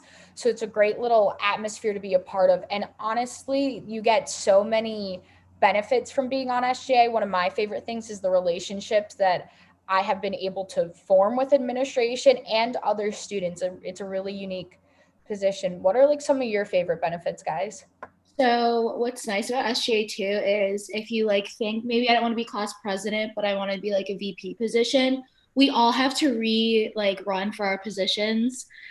So like this is my last year on campus, so like VP of communications will be like no one's gonna be like trying to rerun for it, but like we all switch roles. Like none of us has stayed in the same role. Like last year I was student body vice president and now Cameron is. So like we all just switch our roles sometimes, and all just remember all the roles are always up for either interviews, which are the VPs, or election, which is like the presidents. And like Cameron said, you just like we all work together, which is super nice. Definitely to bounce off of that, we definitely do work all together, but one of my favorite aspects of being a member of SGA is helping the greater community. So through Month of Thanks and multiple donations, like we would help the greater population, like the homeless population in Philadelphia. We would make care packages and donate them. For my event for Month of Thanks, everybody got together in Can Bar, and we actually made care packages for orphan children. And I went and personally dropped them off after everybody made them, and it was amazing. And just to be a part of something larger on campus that's not necessarily like academic, but rather getting involved in the community. Yeah. It is definitely a really nice organization to be a part of. Are there any other things that are like key that you guys can think of that we really want to make sure we get across? If you're like nervous to apply for like a president position, but like you really want to, don't be.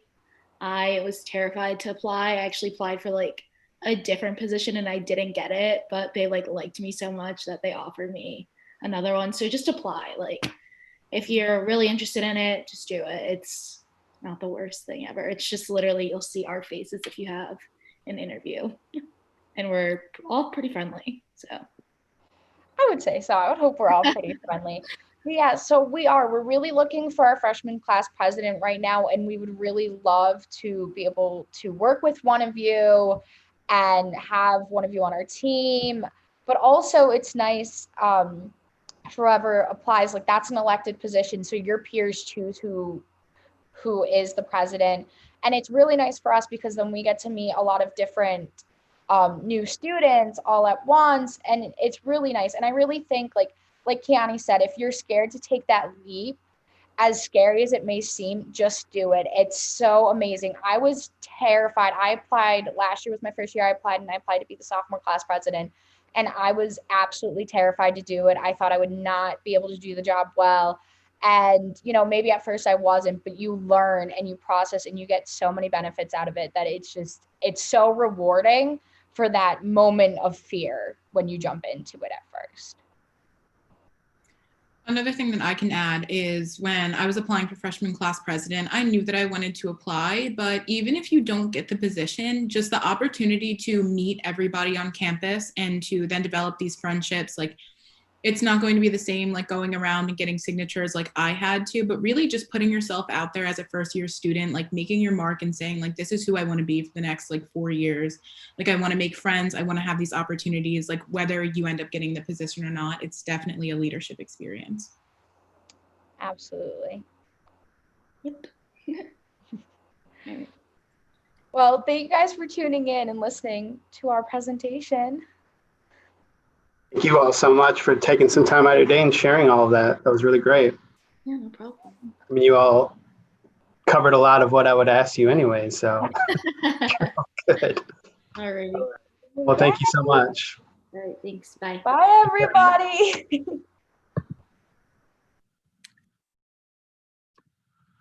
All right, so coming in, we have our brothers from Alpha Chi Rho.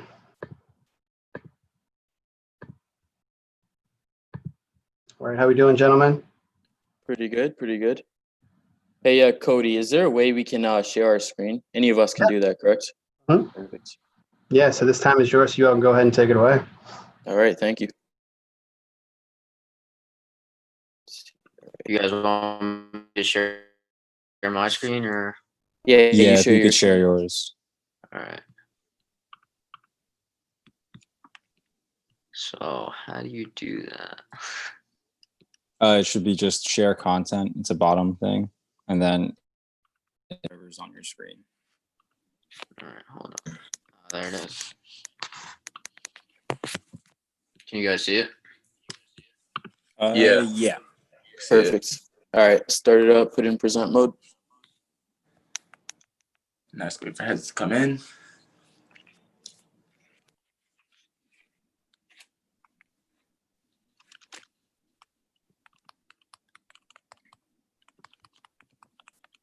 And there we go. All right, Amar, if you want to start off with the first couple of slides, and then Yeah, that's fine. you go to Miko and then me. Well, let's just go around and do introductions first. Hi, my name is Amar. Caden. Hi, I'm Caden. I'm the current acting president of Alpha Chi Rho. Hi, my name is Anthony D'Amico. I'm currently the vice president for Alpha Chi Rho. Hi, I'm Joe. I'm the fitness chair for Alpha Chi Rho. All right, let's get started. All right. So we just have a little presentation that we put together on why we think you should join. So the number one reason we had was be a part of something bigger than yourself. So part of a fraternity is the network and the community that you get, but a big part of it also is the community service and the impact we have on the community. So as you can see here, we got a picture of us volunteering on Martin Luther King Day. And we also help with the freshman move-in every year, which unfortunately we couldn't do this year due to the circumstances. But yeah, anyone want to add anything? So to touch on what, and we'll talk about it later when we talk through community service, but yeah, we actually volunteered at Martin Luther King Day at Mifflin Elementary School, and it was to help rebuild the school. And as we go further on, you'll see how, we did that and other things that we've done to give back to our community. Yeah, and speaking to that really briefly, community service is just one of those aspects of being in a fraternity which isn't recognized as much, just because it gets overshadowed by, the whole perception of it. So it's a really good way to, get yourself acclimated to helping out your local community. Joe, you want to add anything? Yeah, it's just a good experience through community service. I didn't really do too much of it in high school, and I started doing a lot more of it in college with fraternity, and you feel great afterwards. All right, let's go on. This is just another indication of the community service we do. So these are just a couple of the places that we engage in for community service. So tree tenders, which is actually the picture over here a couple years ago. If you guys drive by Gypsy Lane or the Kelly House, all those trees planted around the perimeter were actually planted by us this year. Always Children's Hospital of Philadelphia. We do an annual haunted house at the Ravenhill Mansion that some of you are probably staying at, and all the profit goes to CHOP. Habitat for Humanity, American Cancer Society, and the Blood Drive too. Pretty self-explanatory.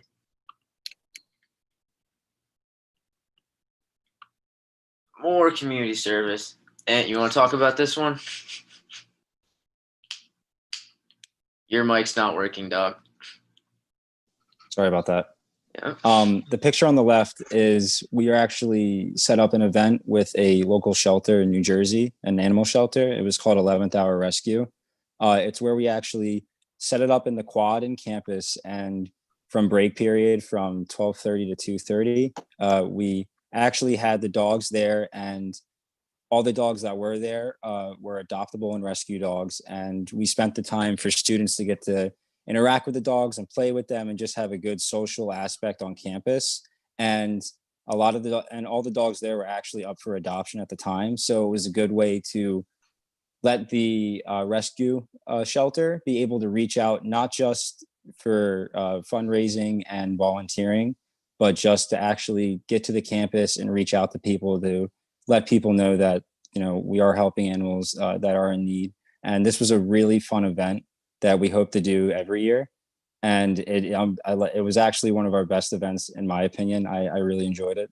And then on the picture on the right, this is also Mifflin Elementary School. This is when we first went and saw last year. And what we did was we actually went out during almost like a recess or field day period, and we helped the students in their raise money for fundraising for the school to build a new park, which eventually is actually going to be put in now. So we're happy that we were able to give back to them.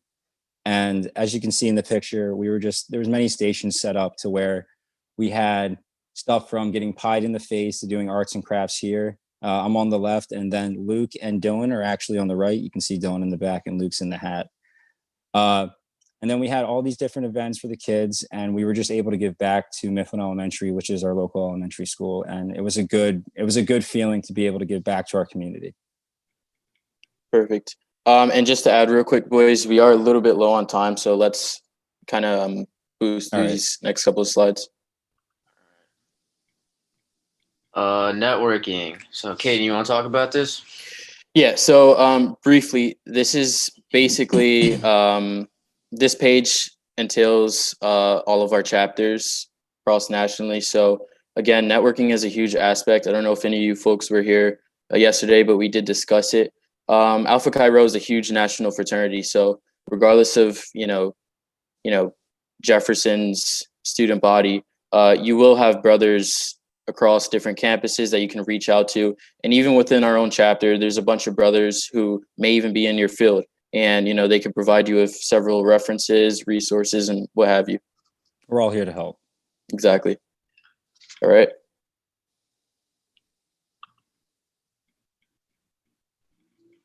Okay. So scholarships, loans, and grants. Another benefit to be reaped from being a part of a fraternity is the various scholarships that AXP offers, especially with a chapter like ours. So we are a little smaller compared to most other chapters, and this opens the opportunity for a bunch of other scholarships, right? We're held to the same standards as other chapters in terms of being eligible to apply for these scholarships. So you just have, a way easier time getting access to these, this money. It's basically free money. All right. Yeah, Next and slide. who doesn't like money? So it's always a plus. So this is talking about our summer internship opportunities, and it's for the months of May, June, July, and August. Basically, it's trying to help with nationals and the staff there and the council to think of new marketing ideas for the fraternity and to be able to basically come together as a whole chapter to learn and build on our fraternity to help reach out and promote it as a positive chapter and just a positive fraternity altogether across the campuses and the US. Next slide.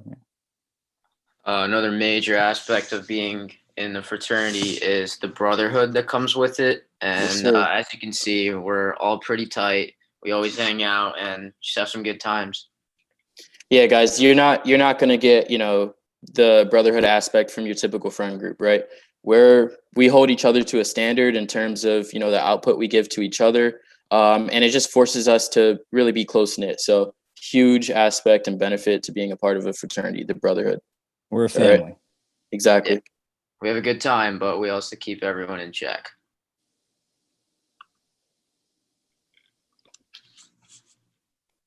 All right, so that basically sums up our presentation. I know just a little brief, we're kind of constrained on time right now, but please follow the Jefferson or AXP Jefferson tag at the bottom of the page. DM us, please, guys. We're open to new conversations, and it's just a good way to get to know us.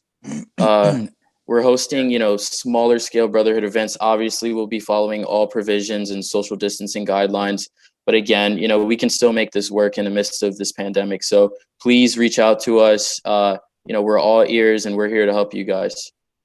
Please reach out, like Caden said, and then no matter if you can get in contact with any brother, we're all here to help, and we're all here to help you and answer any questions that you may have to help, talk about the whole process of the fraternity and what it entails at our school. All right. Any last words, Joe, our fitness chair? Oh yeah, well, fitness chair is a really important thing in our fraternity. We all hit the gym. We all want to stay fit, and we all work on bettering ourselves. And if any of you guys have questions about that, I'm glad to answer and even give you a workout plan or even work out with me. I have a guest membership off campus, and I'm willing to go on campus to help you guys out. So essentially, you also have a free personal trainer. Just another Basically, small benefit. Yeah, you come with plenty of advice. So, all right. Well, Cody, I believe that is our time window. Cody, do you have any last minute questions? Thank you, everyone. No, we actually have another group coming on right after you all. All right. So I really appreciate all the information that you all shared. Absolutely. And of course, look forward to everything that you're going to be able to do this semester. Yeah. Thank you. And also another message to anyone who's watching it right now. Very shortly, we will be holding a couple events, outside of Ravenhill on the Ronson side of campus, and we'll also be posting flyers throughout. So just keep a lookout for that as well. And whenever you see us, don't be afraid to come up and talk. Yeah, yell at us. Yell at us if you want. We like social interactions. Yeah. All right, thank you, gentlemen. All right, thank you. Thank you. All right. Take care. Thank you, Cody. Take care.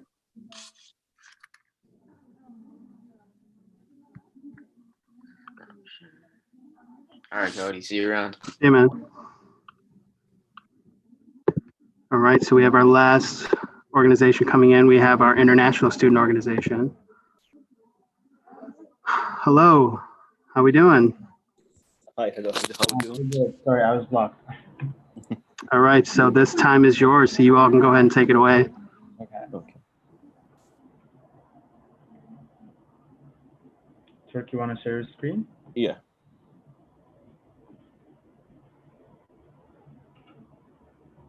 You see my screen now? Yeah, we can.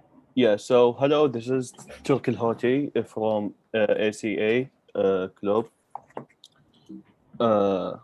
I just would like to give an idea about our club. So our club called ACA, which is International Student Association. It's a club run by students, and we are like students from many countries, as we see in the picture. So what we are trying to do in our club, just like try to know other students from other countries and provide some like information and like culture information.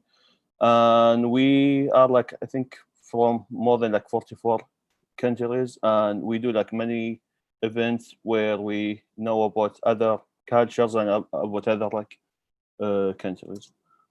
And we have just some plans for 2020. So our first plan, which is like meetings outside, gonna be in 15th of September at 12:30, and we will have like social distance, and we'll have like some snacks, and we are like welcoming everyone.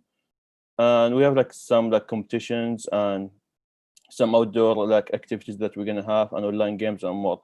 And when by saying more, like as I said, like this club is run by students, so we are like open for any ideas that comes from you, and we welcome like everyone to join us. Okay, so hi, my name is Ahmed or Ahmad. So we know that everyone comes from a unique place, community, and religion, so we are respecting all of them. We are celebrating all the holidays in our club, the Islamic Eid, Christmas, Diwali, and every other event. If you have a certain cultural event, we'll be happy to help you with it. And we're actually doing like pretty much everything together, going out. Because of the pandemic, we're not sure about it, but of course, we're going to be together on every time. And could you go to the next slide, Turkey? If you have any information, please contact us by these emails, and we're going to be pretty much happy to help you. Thank you. You have any questions? And to join us also, like email one of us, and we will add it to the list, and you will get more information to your email. Thank you.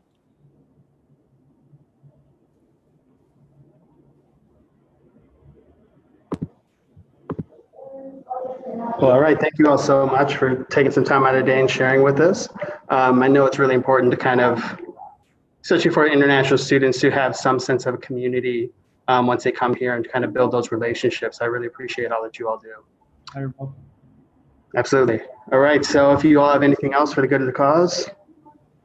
I guess we're good now. Yeah. All right.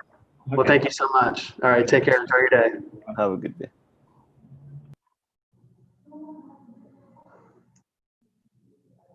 All right, so that is the conclusion of our virtual involvement fair. I hope you all enjoyed these last 3 days. And again, these videos will be here. Well, if you're seeing this, you obviously know that.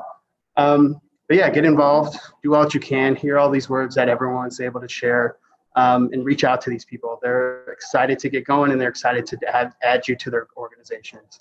All right, so take care and enjoy the day.